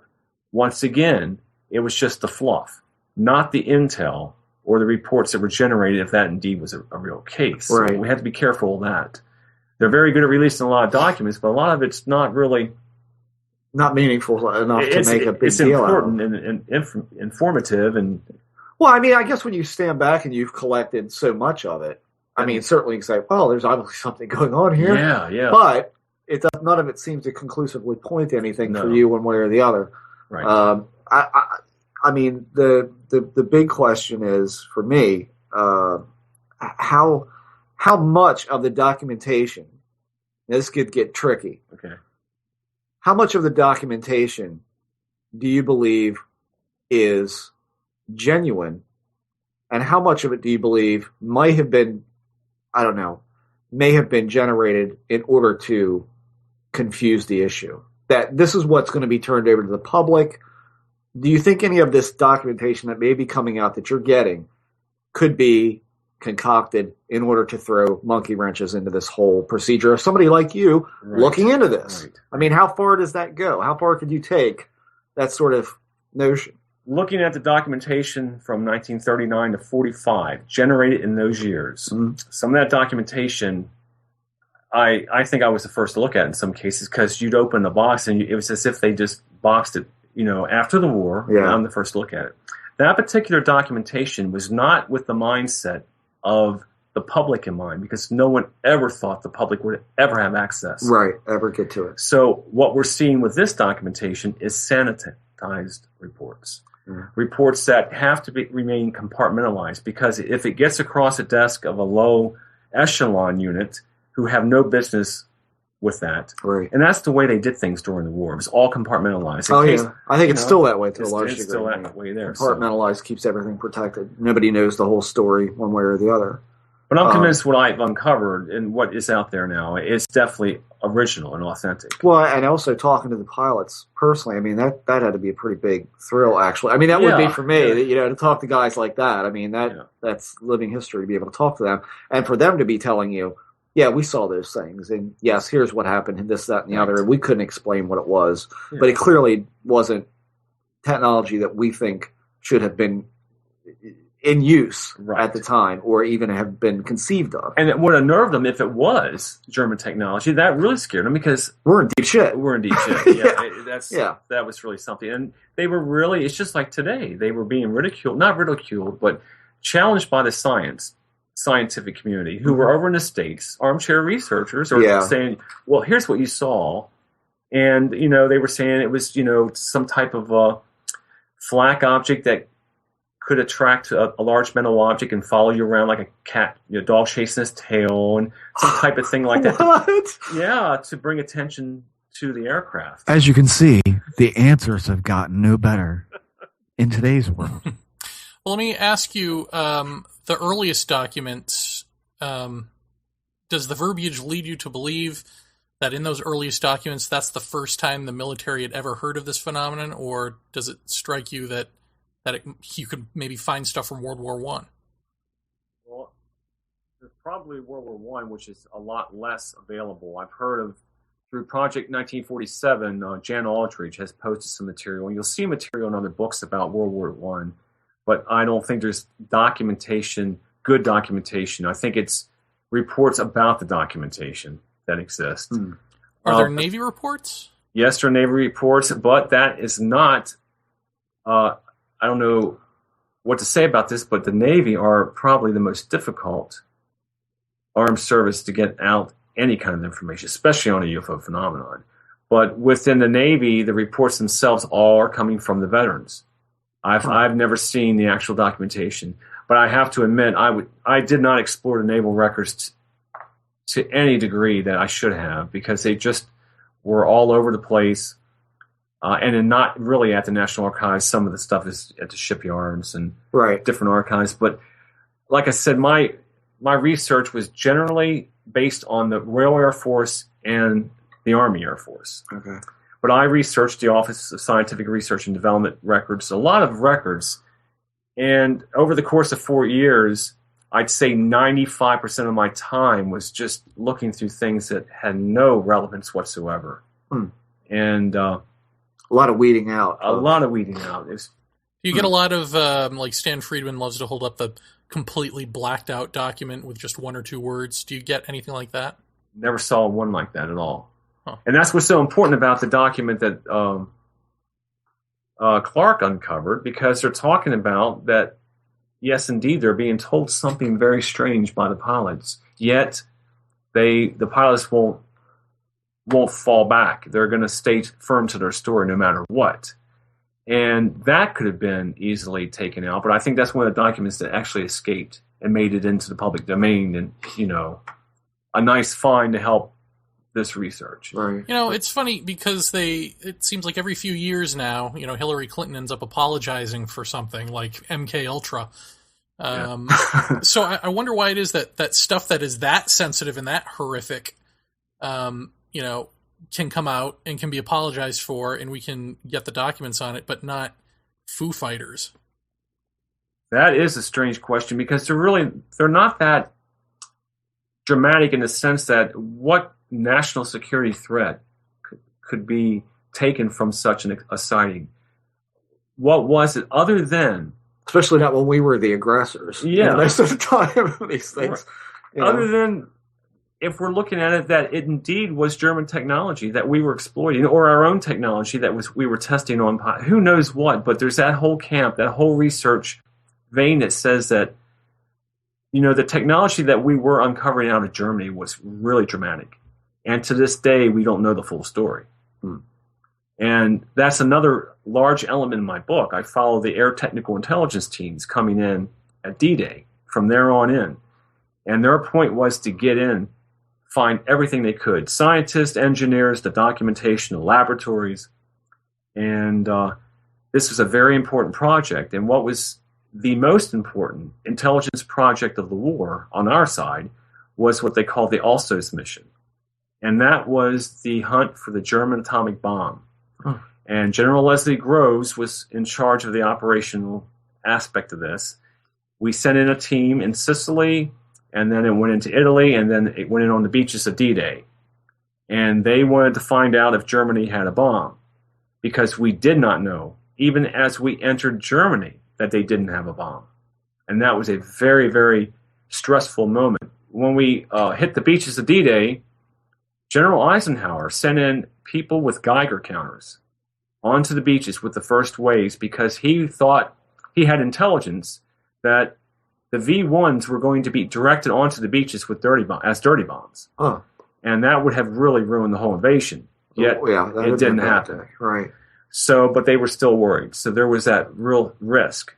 Now, leading that, the scientific officer leading the Alsos mission was Dr. Samuel Goudsmit. Now, I must point this out again because he was also sitting on the Robertson panel. And he generated reports. They're looking for the atomic bomb, so he's generating reports on stratospheric aircraft.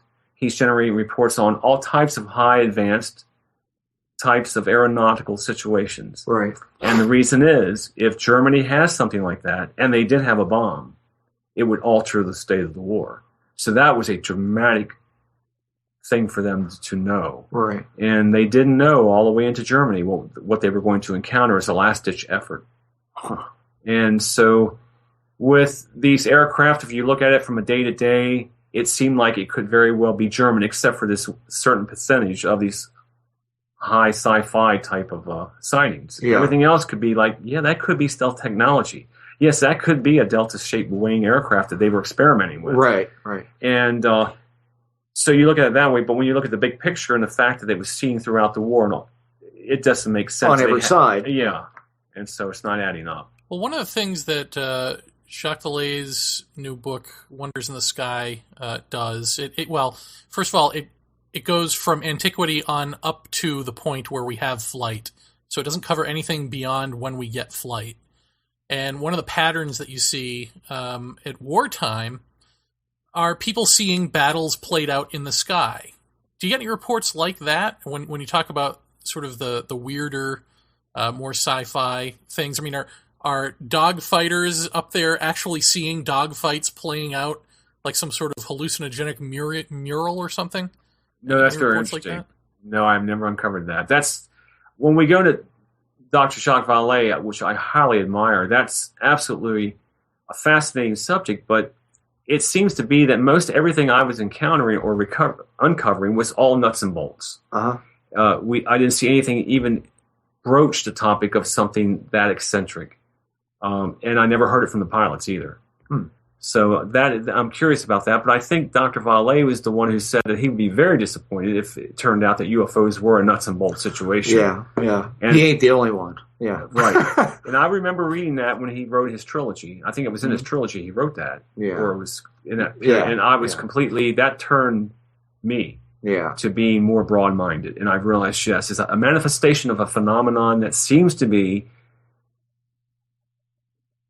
approaching in the same technological advance as we are. Right. It's all, but that, is a great hypothesis that I am definitely up to also. Yeah. How many of the pilots that you talked to, did any of them say anything along the lines of, I guess along the lines of something like, this was weird beyond all imagination because this day is when this happened and I did this, or we were doing this thing. And was it so random of a day for them when this occurrence took place? Or was it, did they give you any kind of like backstory that led up to the sighting or something like, I keep thinking of, things that we've talked about on this show before where it's not a routine day. It's not a routine run. It's not a routine patrol.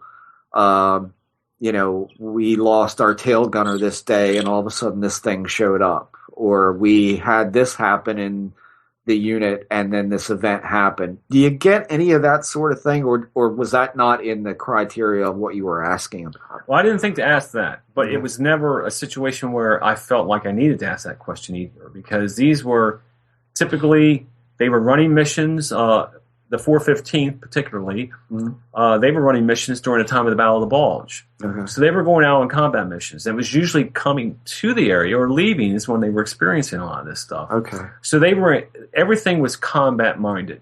Right. When they were in the air, they had one thing to think about: completing a mission and getting back on the ground. Right. And that was pretty much, so their personal thoughts and beliefs were out the window. They were just there to observe, find out what it was.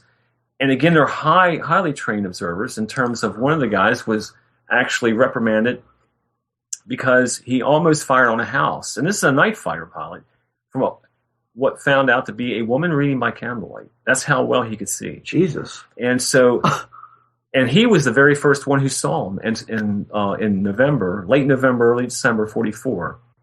And everyone in the unit. So then finally they're going up and they're saying, yeah, we're seeing them too. We're seeing it too. But they can't really think much about it other than, is it going to be aggressive? Right. Is it the enemy?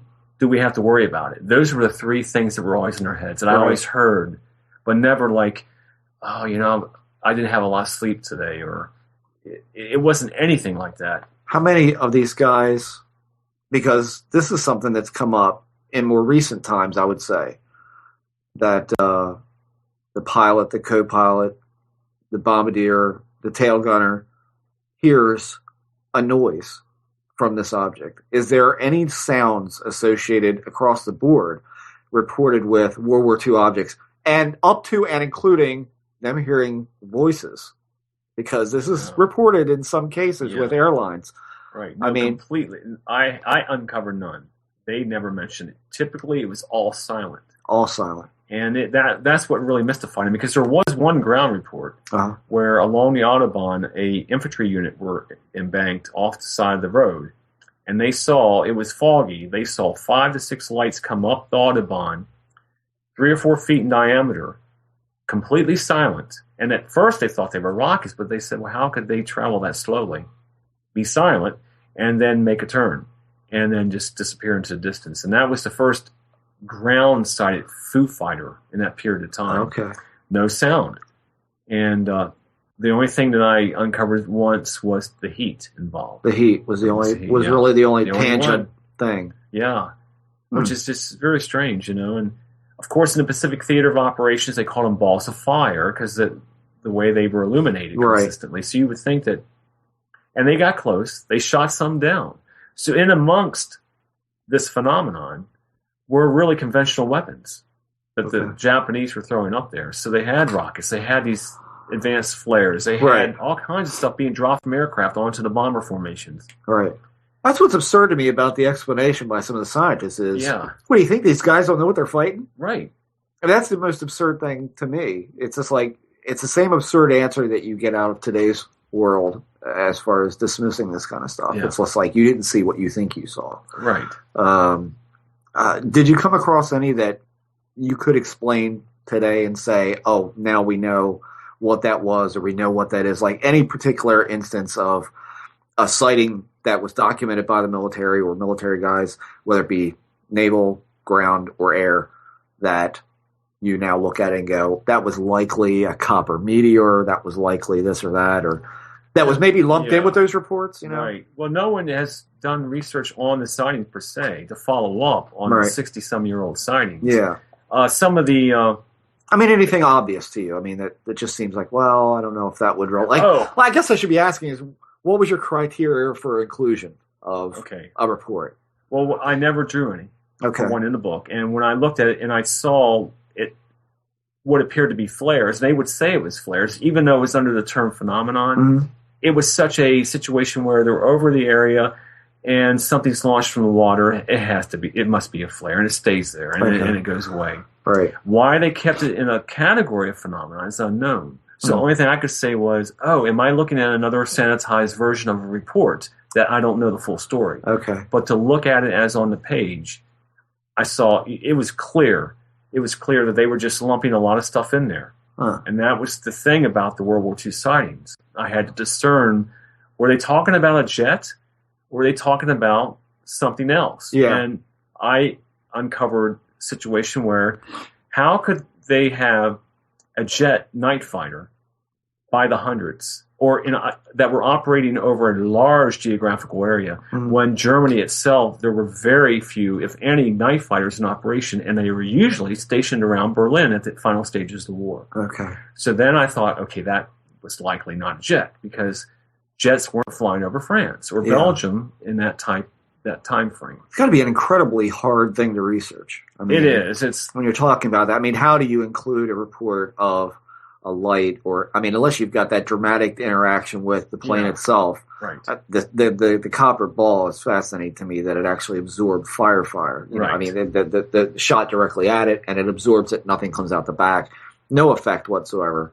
Now, I interesting mean, enough, that particular sighting, the Battle of Los Angeles in 1942, February 42, which was the same year as that sighting, they have that famous photograph. I don't know if Bruce Maccabee I thought he had analyzed this, where in the cross beams of the searchlights, they have that object. And it appears to be some type of disc-shaped object there. And according to the ground witnesses, that it was taking fire. They were hitting this thing, or they thought they were hitting it. Yeah. And, hell of a lot of rounds thrown up there, too. Right, 1,400 rounds. Jeff, is that a real photo? Of the Battle of L.A.? Yeah. How the hell would I know? I mean, honestly, I mean, it's like. I mean, did it come from back then? Do we know that this is actually? Los Angeles Times. Los yeah. Angeles Times printed that picture. Yeah, absolutely. That's well dated. Yeah, that's for sure. What it is, I mean, there's a lot of people drawing a lot of conclusions out of that. Right. I mean, I've seen a lot of people, not Bruce, but I've seen a lot of people try to make out the shape of what you kind of see in that fire, smoke, exploding bombs.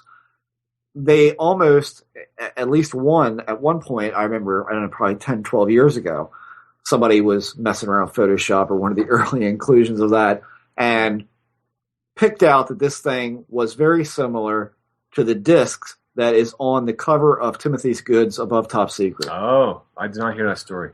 Where it's got a really tiny little canopy on top and then it's disc shaped. Okay. And I thought, well, that's a little weird, and that kind of struck me odd at that. But when you, the bad part about that photograph to me is there's no way to judge elevation. There's no way to judge size in that picture. To me, it's a tough one to call. As to say, what the hell is it? Are we seeing a matrixing effect of, the photograph with all of these things going up, the smoke, the that was searchlights over Los Angeles, right? Yes. Yeah. Uh-huh. So why is that not a bigger deal? Why are there not a whole bunch of stories of people who witnessed that? There are. I mean, like to the Roswell extent. Like, why is it not a huge deal that this happened? There were houses destroyed in that. Yeah, people had heart attacks. Yeah, there were deaths. There were houses destroyed by shell. What was it attributed to at the time? Do you know? What's that? What was it attributed to at the time? At the time, well, the military testimony, which is on record, and people there, they were seeing a variety of things, which is amazing. They were seeing everything from a dot in the sky, triangle formation, multiple aircraft. They were hearing prop airplanes. They were seeing balloons. It was just like everything else. Yet the only thing we know is that one report that General Marshall sent to Roosevelt, talking about that particular battle. And the testimony on the ground indicated there was something flying over. It was typically silent, but they could not come to the conclusion on how many it was. Right. Now, interestingly enough, if I understand this right, on the Pacific coast at that particular time, there were only 5 fighter aircraft available to us. When that happened, they didn't launch them because they didn't know if it was a first strike or some type of diversionary tactic by the Japanese. Because the night before, a Jap sub had fired several rounds onto an oil refinery there in L.A. Huh. And so the Japs were off the coast all the way down the Pacific coast. So there was a real war nerve situation going on. And the fact that they thought for sure that it was real, a real aircraft, that was not misconstrued. But Why the numbers? Why the formations? Why the different sizes? Moving in zigzag formations. This is military. Interesting that you're hearing prop planes too. I mean, Yeah. that's like it's like a real circus up It's there. a circus. Like, It's like, everything's up there. So I'm confused by it, and I haven't really gone into just looking into that event. I don't know. I mean, when I first heard about that, the first thing I thought was war nerves. Yeah. I mean, you go to Ocean City. Look at the tower still standing on Ocean City, Maryland beaches, Right. For spotting stuff. I mean, it's obvious. That I mean, and talking to my grandparents and all. I mean, you could get the real sense. Yeah, we were. I said, were you worried about it coming here? I mean, was that like a real fear? Or was it like this is so far away? We'll take care. No, they were seriously terrified. Yes. This shit is coming on this soil. That Yes. was like the hugest thing on everyone's mind. It was. And we have to remember that before the searchlights came on, before anything happened, this was picked up on radar, coastal radar. Right. There was something coming in from the ocean. Yeah. They just couldn't identify it. And so obviously, what was it? It was Japanese. But then Yeah. when it showed up and did that, and Now- nothing happened. Was it stationary? Because I don't remember. Was the object they were firing on for such an extended period of time?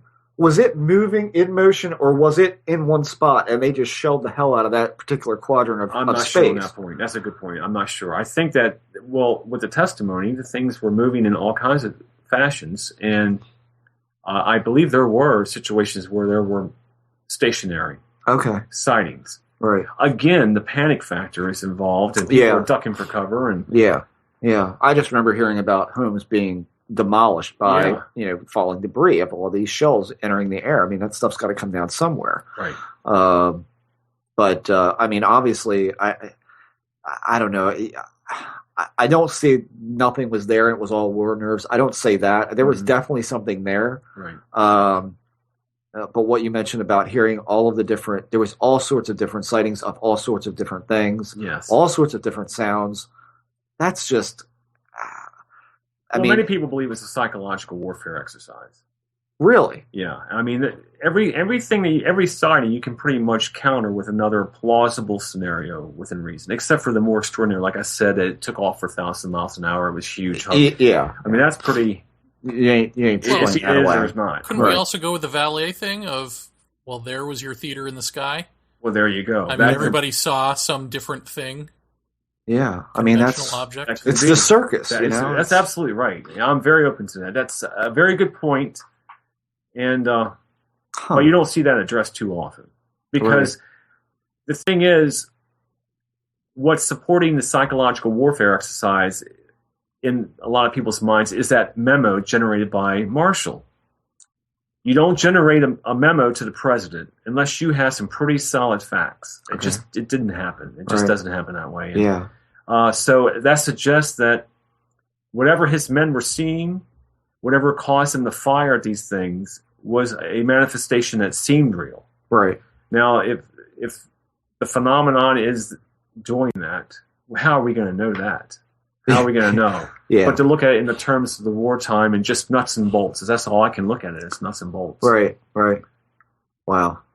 Is I there mean, any escalation of or evolution that you can? I know that these are sanitized documents, but anything at all that through the years of documents, something changes, either the way we interact with this stuff or the way that this stuff interacts with us? Is there any sort of inkling of that? Not with the military reports. I mean, some of the better military reports all the way into the 50s and 60s, and I feel horrible because I haven't visited the cases a long time, but where you have ground observations, you have radar observations, and you have the airmen reporting and seeing the objects, these are disc shape or whatever, it's all nuts and bolts, and it's treated like that. So that seems to be all the way through. Right. With the military sightings, and then there's more Well, extraordinary. nuts and bolts, but I mean but even in terms of nuts and bolts, where maybe originally we're just seeing these things, they're like off in the distance, and then the more documents you read, maybe the closer the objects are even getting to our craft. Is there any evolution just in terms of that, or when we start firing upon them? That wasn't an initial reaction that we had, right? That was sometime later, I assume. No, they were thinking firing on him immediately, but they were only concerned Now, if we're talking about World War II, they were concerned that these objects would explode, and that was the reason that they were there, to bring down the aircraft. They were a device that was tracking our aircraft. They were a remote control device, maybe some kind of rocket that, once fired upon, would explode, and that's when the aircraft would be brought down. Well, what about just in terms of distance? Could you even make a case that they were further away when we first started seeing them, and they sort of inched closer to us? It doesn't appear that way. It appears that whenever these things were encountered, they typically got close, especially with the Foo Fighters. Typically, you hear off the wingtip, very close, or at a distance moving closer to them. And what really surprised them was they never saw them drop from the sky thinking, oh, it's an aircraft that dropped some type of rocket or some type of flare, or it was ground launched and it's coming after us. It would just appear. And that's one of the things that they noticed. And typically, they would appear at a distance and move closer. But there were instances where they were just right in front of them, or just right there. Out of nowhere. And then disappear in the same fashion.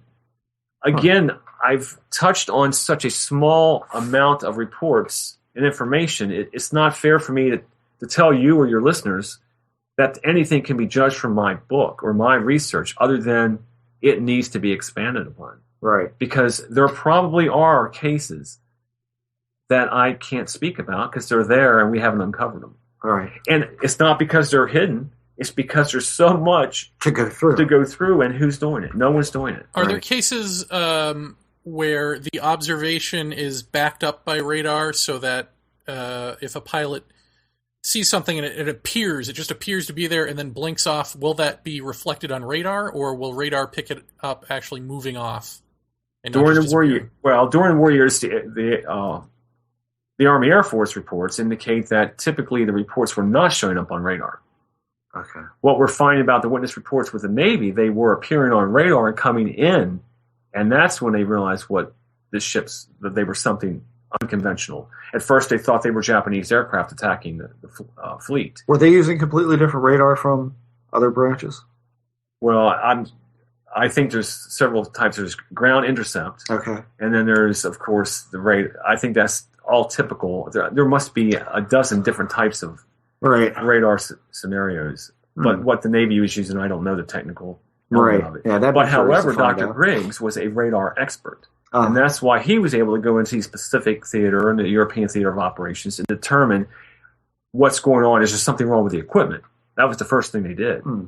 And there were what they call, I think, phantom echoes and things like that. It turned out to be birds, flock of birds. Temperature inversions. All kinds of things like that. But amongst that, just like everything else, there was a phenomenon that appeared that was being reported, but it's not the documentation. So here again, it's witness testimony, and I don't know where you guys stand with that, but does that stand to be a complete shut and closed case because the witnesses said they saw what they saw? In terms of, where do you guys stand with that? With witness testimony? Yeah, I mean, I have the highest respect for military observations in terms of the testimony. And this has come up, not too awfully long ago, I think on our message board or somewhere, that, I kind of look at it and I go, well, I think it was applying to airplane pilots. Like, are airplane pilots better observers than Joe Schmo on the street? I would say, yeah, to a degree. But then again, we're all made of the same stuff. Right. We all are using human perception to perceive what we're... I think, in terms of there's still a wow factor to this. I mean, that's the big thing to me. I don't care if you're an airplane pilot or you're you and I. And there's still a sense of what the fuck when these things show up. Yeah, exactly. And I think no one is beyond reproach of that. And so are they better observers? I think that there's still a panic. I think that there's still bewilderment. I think there's all of those emotions that are into that. I think I would say slightly better. I would consider within the air. Yeah, I would say at least at that point, a pilot would know what he's looking at. I would say he's versed enough and trained well enough to say, that's not a flock of birds. I don't know what that is. And nowadays, I'm sure they're familiar with mylar balloons and weather balloons and all sorts of crap that's floating around up in the air. So they're certainly going to be able to negate or verify what that is based on observation alone, as opposed to Joe Blow on the street who would look up and go, "It's a flying saucer," when it's a weather balloon. I see the point there. World War II pilots, heavily trained. There's, but I again say one thing is like heavily trained, but quickly trained, because we didn't have a lot of time. War doesn't afford you the luxury of time. So you've got to get guys in, get them trained, and get them out. So I don't know. And certainly the level of stress somebody's under like that. All factors. Absolutely. And I can't imagine. I wouldn't want to go into a ground war. I'll do it on Xbox. Don't get me wrong. I'll be the first one through the gate on Xbox. Okay. I'm talking. This is another thing that people. It's very hard for them to put themselves in that kind of position to say. You watch the movies of D-Day, and I go, "What the hell? What must have been going through somebody's head? I'm in this boat, and when that door opens, I got to run. I got to run at guns."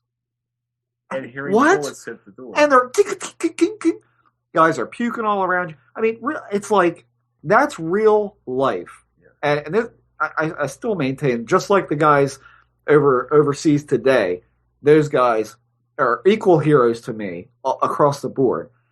At some point in an aircraft, if you see a strange object, the first thing I'm thinking of is who's shooting at me. But when it's off the wingtip and it's copper colored and it's a sphere, then I'm gonna freak. Yeah. I'm gonna freak. Well, and it wasn't often a mission that they were on. You said right. So I don't know, but your question just more along the lines of just generally, do we trust witness testimony as opposed to people who need to see something on film or see it with their own eyes? Well, I'm just saying with the witness testimony, what comes up short is we don't have a lot of other variables. We don't have the documentation to support that. We don't have everything. So again, the more dramatic cases that I've uncovered, I only have the witness testimony. Right. And that's not enough in terms of to state exactly what it was. That's where we're lacking here. Well, I would think that, war is a weird situation. And so when you're in a weird situation, for something to trump that, it'd be weirder. I'm going to trust that probably more than not, Well, I agree with you. And I personally, when I heard Leonard Stringfield tell me about his daytime sighting, now that's one of the only daytime sighting I know of during the war. Mm-hmm. And that was dramatic enough for him to alter his whole life, to devote to research. And he was an air intelligence officer with the 5th Air Force. Yeah. That says a lot. And when I heard his testimony, I had no reason to doubt it. And I knew when he was describing it, he was asking the same questions. But he was there at a time where he knew what the intelligence memorandum was telling him was in the air. Now, what's even more important is the war was over when he saw this. So we had air superiority when he had his encounter. Right. And not only that, there were problems with his aircraft that almost made it crash because what he thinks the objects did to it. Oh, okay. So it was pretty dramatic, and then we hear that. So I have no reason to doubt the veterans' words. Huh. And because of what they know and what their background was, I tend to believe that if they're going to tell me they believe it was beyond conventional wisdom or means, that's good enough for you. It's good enough for me at this point, yeah. Yeah. I don't think that's out unless you guys, we bring in the theory, like you said, it was something that manifested as a game. Well, I mean, for me, the question, that's why I asked, like, how did it affect the pilot's life? How were they impacted by that? And here's a question for you. On the other side of the fence, let's say the German side, that their reports vary in aggressiveness. In other words, were the Foo Fighters aggressive with their pilots as opposed to not being aggressive with our own? I'm asking, did they pick a side? Yeah. Well, I don't know because the documentation, I have not seen any documentation from the German side. Or the Japanese. And very few reports. Again, the language barrier, if it's out there, if it's being reported in the press in Germany, doesn't make it to the States. And I find sometimes it's surprising what doesn't. A book gets released in England, sometimes not here in the States, and you don't even hear about it, even though it's something pertinent. Right. It's really so in a different language. Huh. So no one I know has been really researching World War II as that element of it, other than everything I hear from Germany, it's German technology. That's what the most that I hear coming out. That's curious. I mean, you just wonder. I mean, like what? I mean, we're always trying to figure out the what and the why, and the why is not a productive question to ask, as we say all the time on the show. But like what? I mean, your opinion. I mean, just you could be free with your opinion. Yeah. What the hell do you think the purpose of them being there was? What? I mean, just your own guess. Like when you think about the situation, what was going on, these pilots, they're flying, they see this thing. What's the reason for it? I mean, how deep does that get? It's deep. And I mean, I could come up with half a dozen scenarios of what it might be. Observation. Observation seems to be the one that I lean towards. If it indeed is, if we're using the extraterrestrial hypothesis. Right. And we're in a more nuts and bolts fashion. Mm-hmm. And when I say nuts and bolts, it doesn't mean that the strange phenomena associated with that, that would appear to be metaphysical or anything like that. Why can't it be all of that? Right. It appears to be a monitoring situation. Because what else? Why wasn't it, attacking? Why was it? And same today, why is it always around, but it really isn't in an aggressive manner? Yeah. Although, on the other hand, if it's always been there, then we were sort of invading its turf the second we took flight. So maybe it's not monitoring so much as it's just there. Right. It's just there. We just bump into it anytime we go to the skies. Yeah. Wouldn't that be a lot of the interesting? older researchers from like the 50s, Leonard Stringfield, Raymond Fowler, that generation believe that the atomic testing brought whatever it is here. But that's before they realized that how much was being observed prior to that. And let me ask you, did any of the pilots that you've spoken to, have they had any further experiences? No, unfortunately, everyone I in my book has passed on. And they never had any other sightings. Even Len Stringfield, who devoted his life to research, I don't think he had another sighting.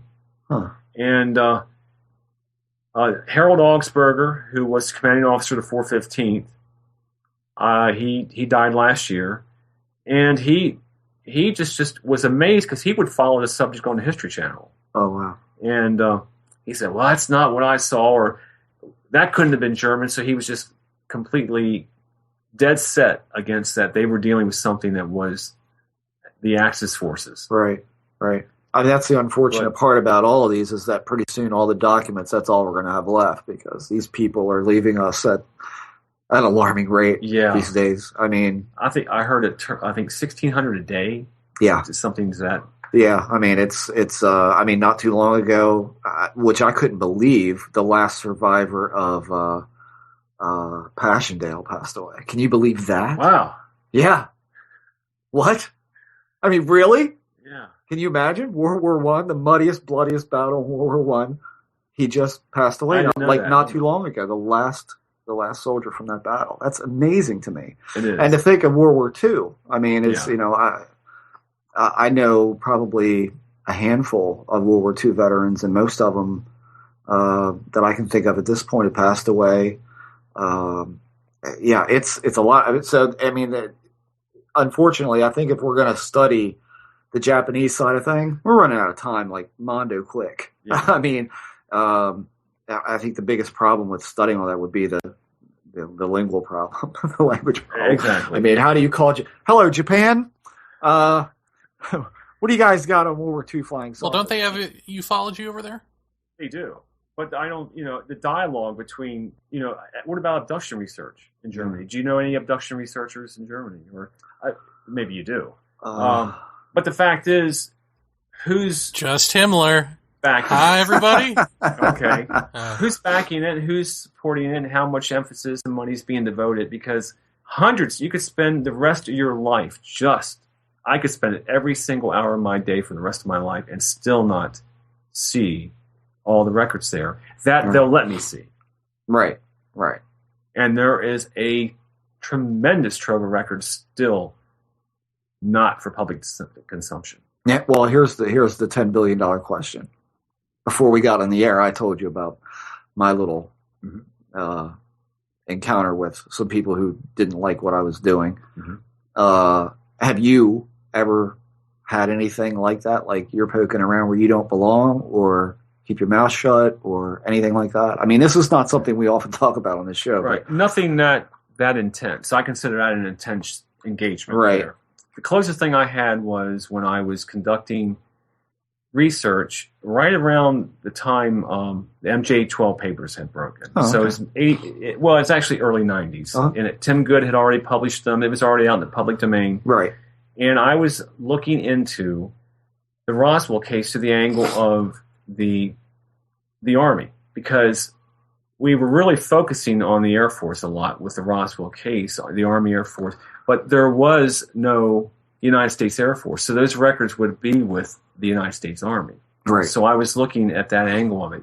And I kept writing FOIAs to the Pentagon, to National Security Council, everything. So one morning I got a call in 1991 and woke me up. It was a Lieutenant Colonel Longazelle from the Pentagon. And he asked me if I was Keith Chester. I said yes. And he said, I have your FOIA here, and I wanted to know, why do you think the United States Army has anything to do with UFOs? And I explained my case, and he says, well, you're aware of the MJ12 papers, aren't you? And I thought that's what? Yeah. And I said, well, that's interesting. I didn't say anything to him. I thought, And he said, well, I can tell you there's nothing to that. And the fact that nothing to the MJ12 nothing papers. to MJ12 papers. Okay. I'd be wasting my time and spending a lot of money digging into this, and that since he made this phone call, he assumes no response was needed to my FOIA. And so I said, thank you very much, hung up, and I called back. So he was really a real lieutenant colonel. He was who he was, right? But that's the closest, and what's that mean? I don't know. But certainly not threatening, but it wasn't threatening. Kind of weird, that's the isn't most it? interesting thing, that happened to me.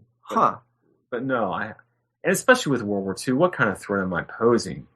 Yeah. It's such a really historical niche. Right. Well, that's curious that somebody would actually call you, though. I mean, that's like, what is that about? Yeah, I mean, why not ignore me? Just answer we never my got FOIA. We never got your FOIA. How's that? Yeah. I mean, U.S. Postal Service, thank you very much. I don't know what kind of threat it could pose, but I mean, certainly, things link together, like you said. Yeah. Things link together. If you looked at it at the conspiratorial essence, right? If we are dealing with a technology that was in existence by whoever's side, that is still being utilized, is still a classified project because who knows what, right? Then that's understandable. That's the scenario you can look at, and that's what a lot of people lean towards. Yeah. I think there's a big emphasis now. There was an alternate space program. Yeah, we've had Wes Owsley. He worked for NASA, and he came on to talk about Nick secret Redfern's space releasing a program. new book, right? And there seems to be something there that indicates something. Obviously, is not all for us to know. Right. I won't go as far as what John Lear says, and there's 1 million people on the moon, and they're living on it. That whole. I don't think anybody would go so far as what John Lear says, but that's. Well, I mean. Do you find it curious, and you probably have noticed this, that when you tried to look into the Navy records, you mentioned that it's very difficult to get anything Let me that. clarify that. Only because that's how I was told about it. I was asking about Navy records, and that's what you would find through UFO research. They're probably the most difficult to get anything out of. UFO related. Okay. But the Navy records were so extensive, I just did not have the time. Oh, really? Or the desire to spend more. After 4 years, I was finished. I wanted to put something out there for people to build upon. Right. So that's where I fall short. I don't want to lead anyone to believe differently. So the stuff was there for sure in the naval There's records. tons of records there. But what's in those records, I have no idea. But there seems to be no one looking. I mean, that's something that I've noticed over the years, is that every really interesting thing that comes out of a FOIA request comes from Department of Naval Intelligence. Oh, okay. I find that weird. And I know the USO people out there, folks that are really into that, are super intrigued by that that aspect that Department of Naval Intelligence is what shows up on a lot of, or at least used to. I don't know what's come out in recent years that people have gotten hold of. Right. But I remember, I don't know what researcher it was. He says, do you ever find it odd that a lot of it is Department of Naval Intelligence and not the Air Force? I didn't realize that. I always found that a little weird. I was curious if you saw a correlation between that and the difficulty. But it wasn't a difficulty of getting it. It was a difficulty of you actually being able to wade through all of it. Wade through it, and did I want to devote any more time? I felt like I had enough to put something out there for people to build upon, like I said, and I was hoping that would generate the interest, and that's what the book is. So you're going to do another one? How about another 4 years, Keith? I'm really interested in the intelligence gathering missions, like I was talking about, and following up Dr. David T. Griggs, finding out what Robertson was looking into, finding out that information. So, I want to do that. Yeah.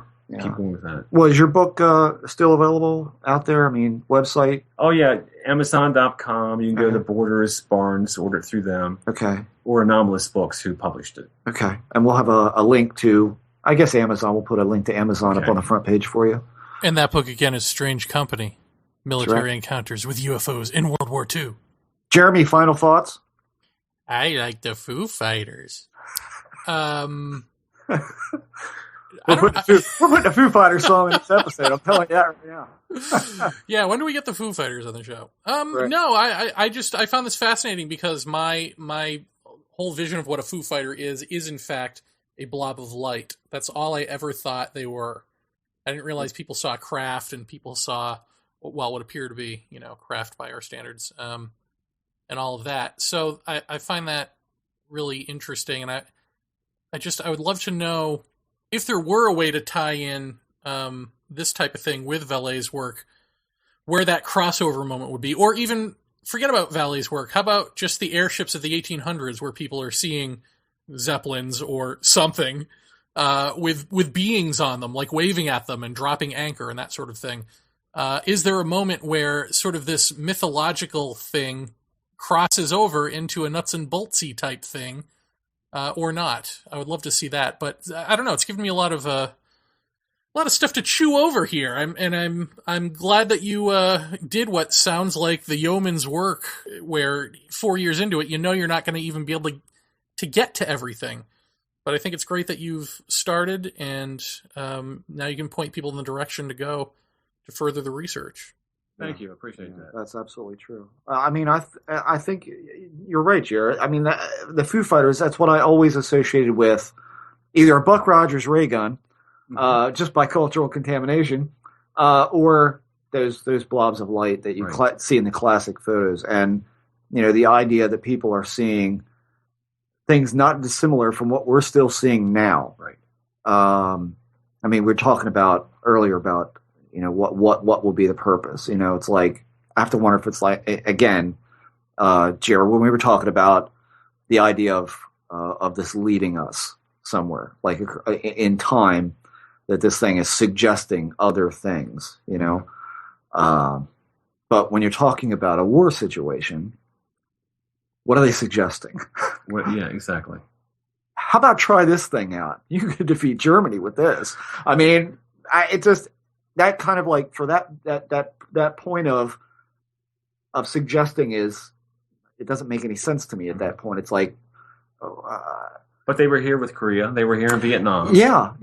But what's weird about it to me is, especially from the World War II standpoint, is a sphere, a copper. That still sticks with me. The copper sphere. I can always picture that in my head. Like, can you imagine being in that time and seeing that sort of thing? The fact that it was copper colored. Yes. I'm trying to hear or see something into like the color of the object and what it looks like and the sphere. But that's the same thing we're seeing today. So it's almost like, out of that point to today, there really hasn't been that much of a change in its presentation. Right.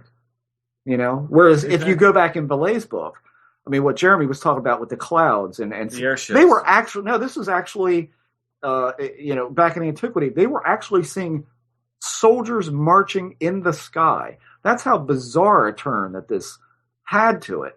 This was not a visionary experience. These were many people seeing this occur over a battle being fought in a city. They're seeing a battle in the air. And this is not verbalized as, something like what I just saw on TV about India and the documentation of airships fighting each other. This was manifestations of people in the sky with armor slugging it out, that sort of thing.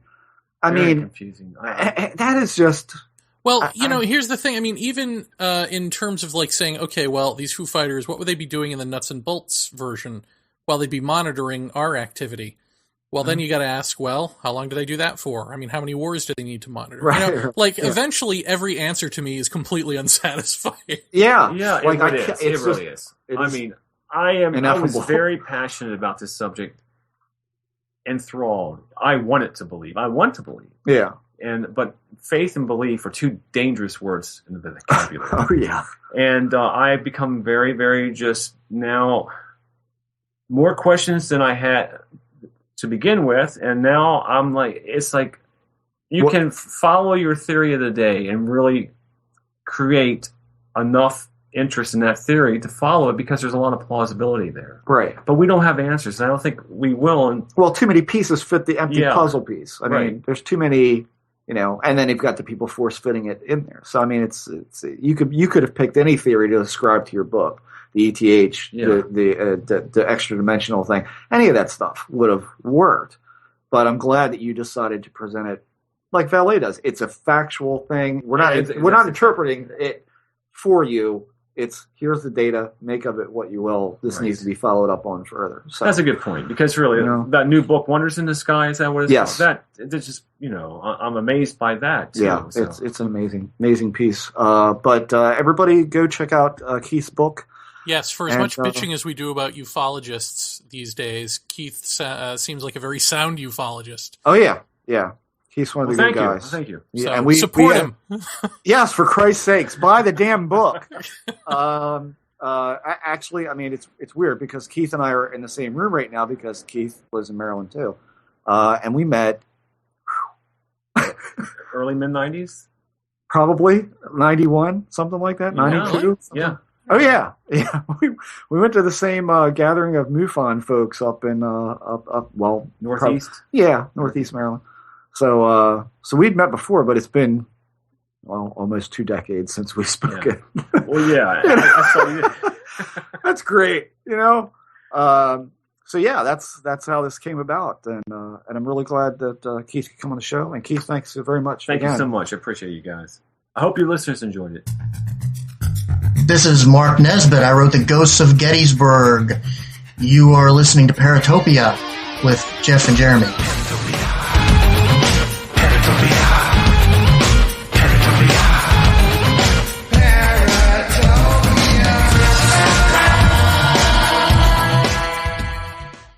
If you record audio for any purpose, chances are you want it to be heard. You want to attract the largest audience possible who can hear your message. That's where we come in. We're cyberears.com, a revolutionary internet service that will host your audio files and help you promote and track its popularity.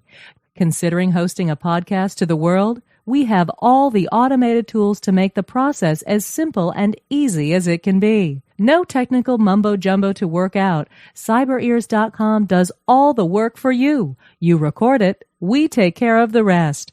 So don't delay. Go to CyberEars.com today and register for a free trial account.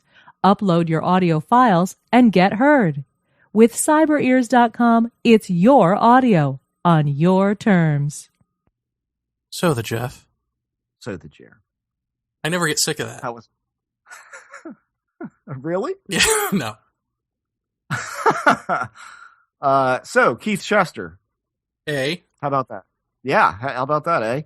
That was really good. I mean, again, I think one of the biggest things I take away from that was not only, like you said at the beginning, was Foo Fighters are a lot more than these little white blobs associated with that famous photograph, but that, interesting tie-ins of actual object descriptions to Jacques' book with the cylinders and the spheres and stuff like that. I mean, I have to say, we recorded that last night, not to say, really in pondering it today, it's like, it does kind of deconstruct for me a little bit. One of my thoughts is that the appearance of some of these things has changed over time.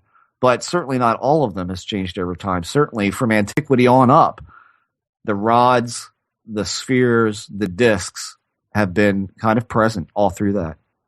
Yeah, I mean, it's almost, you could make the case that the entity interaction, if you want to call it that, might be something that's changed. You know, where it was people battling in the sky as human figures, I assume human figures.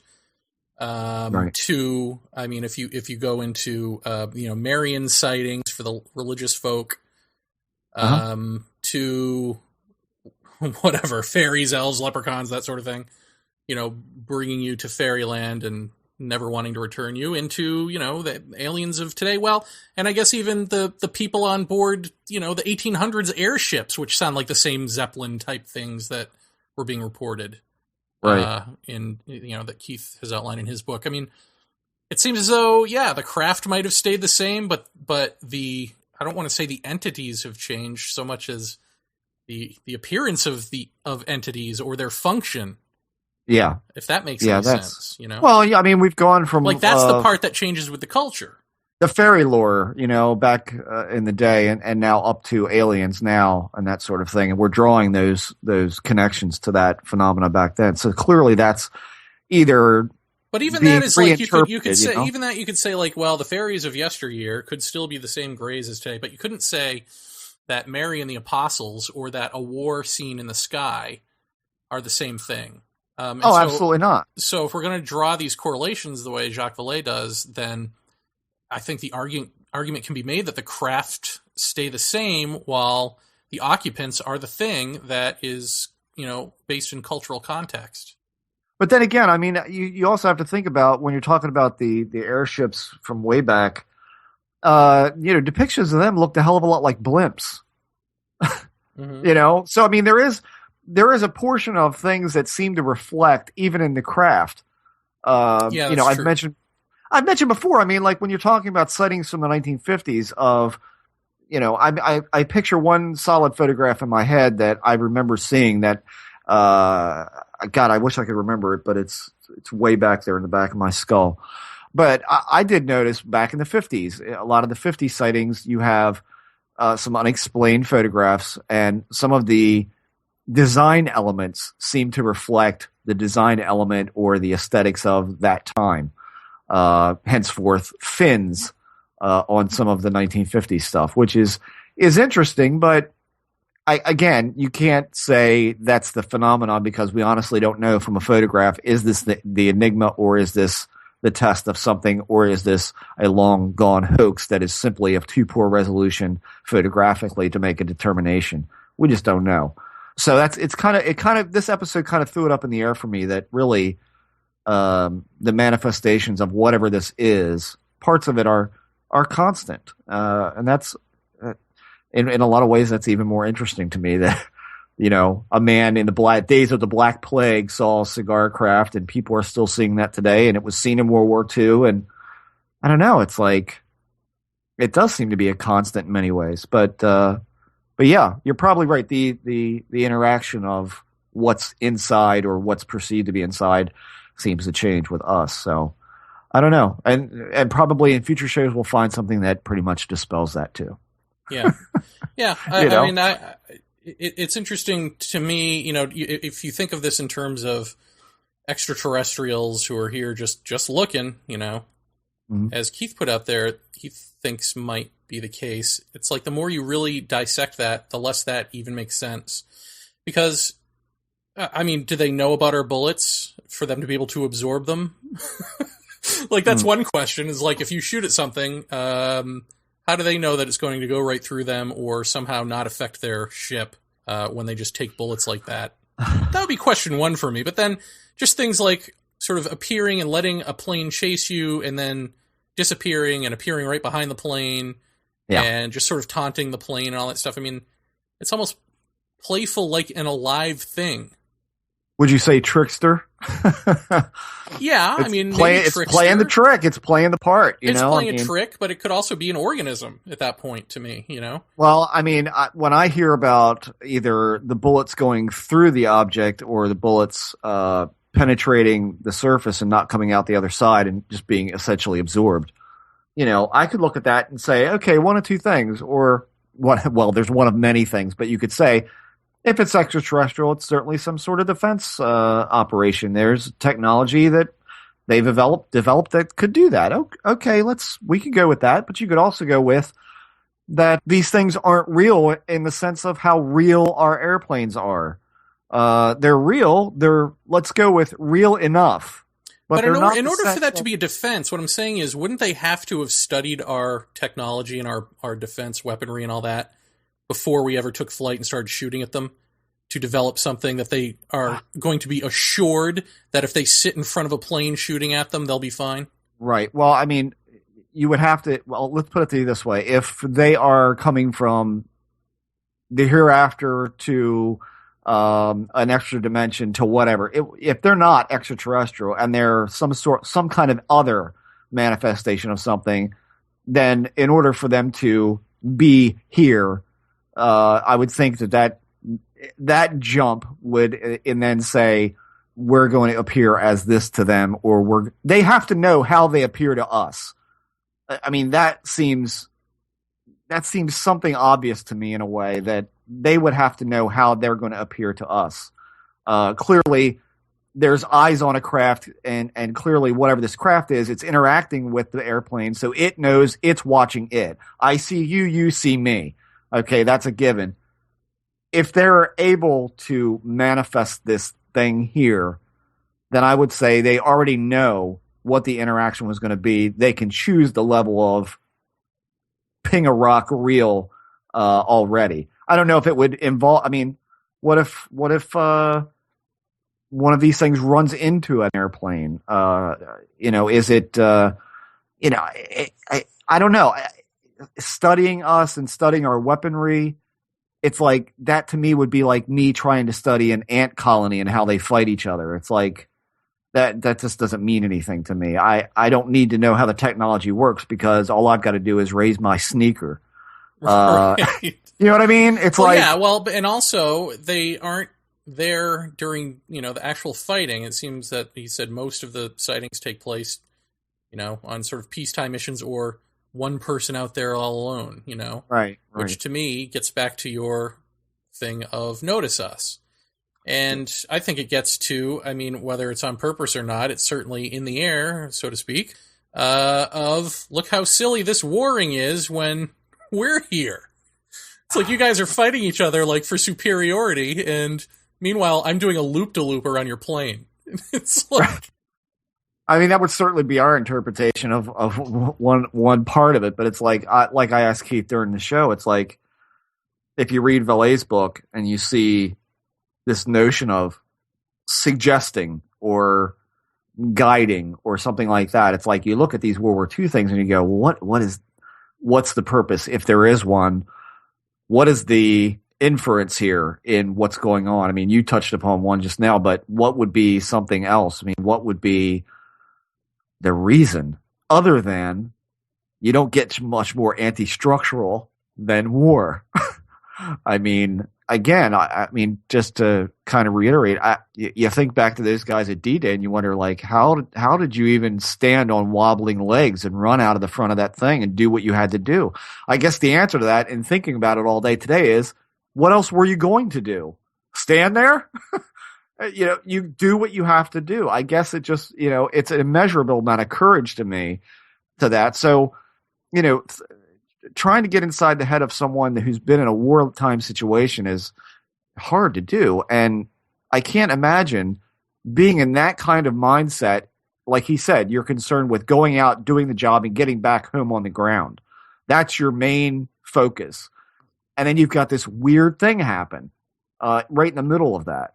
It almost is the anti-structure in the structure of doing your very organized bombing run or your very organized patrol. It is injecting the anti-structure into the situation there, which I think is interesting. So I don't know, but clearly, as Keith said, there's a lot more that we could try and find out, namely from the Axis side. I would love to know what were the experience of their pilots and their ships and all of that. What did they see?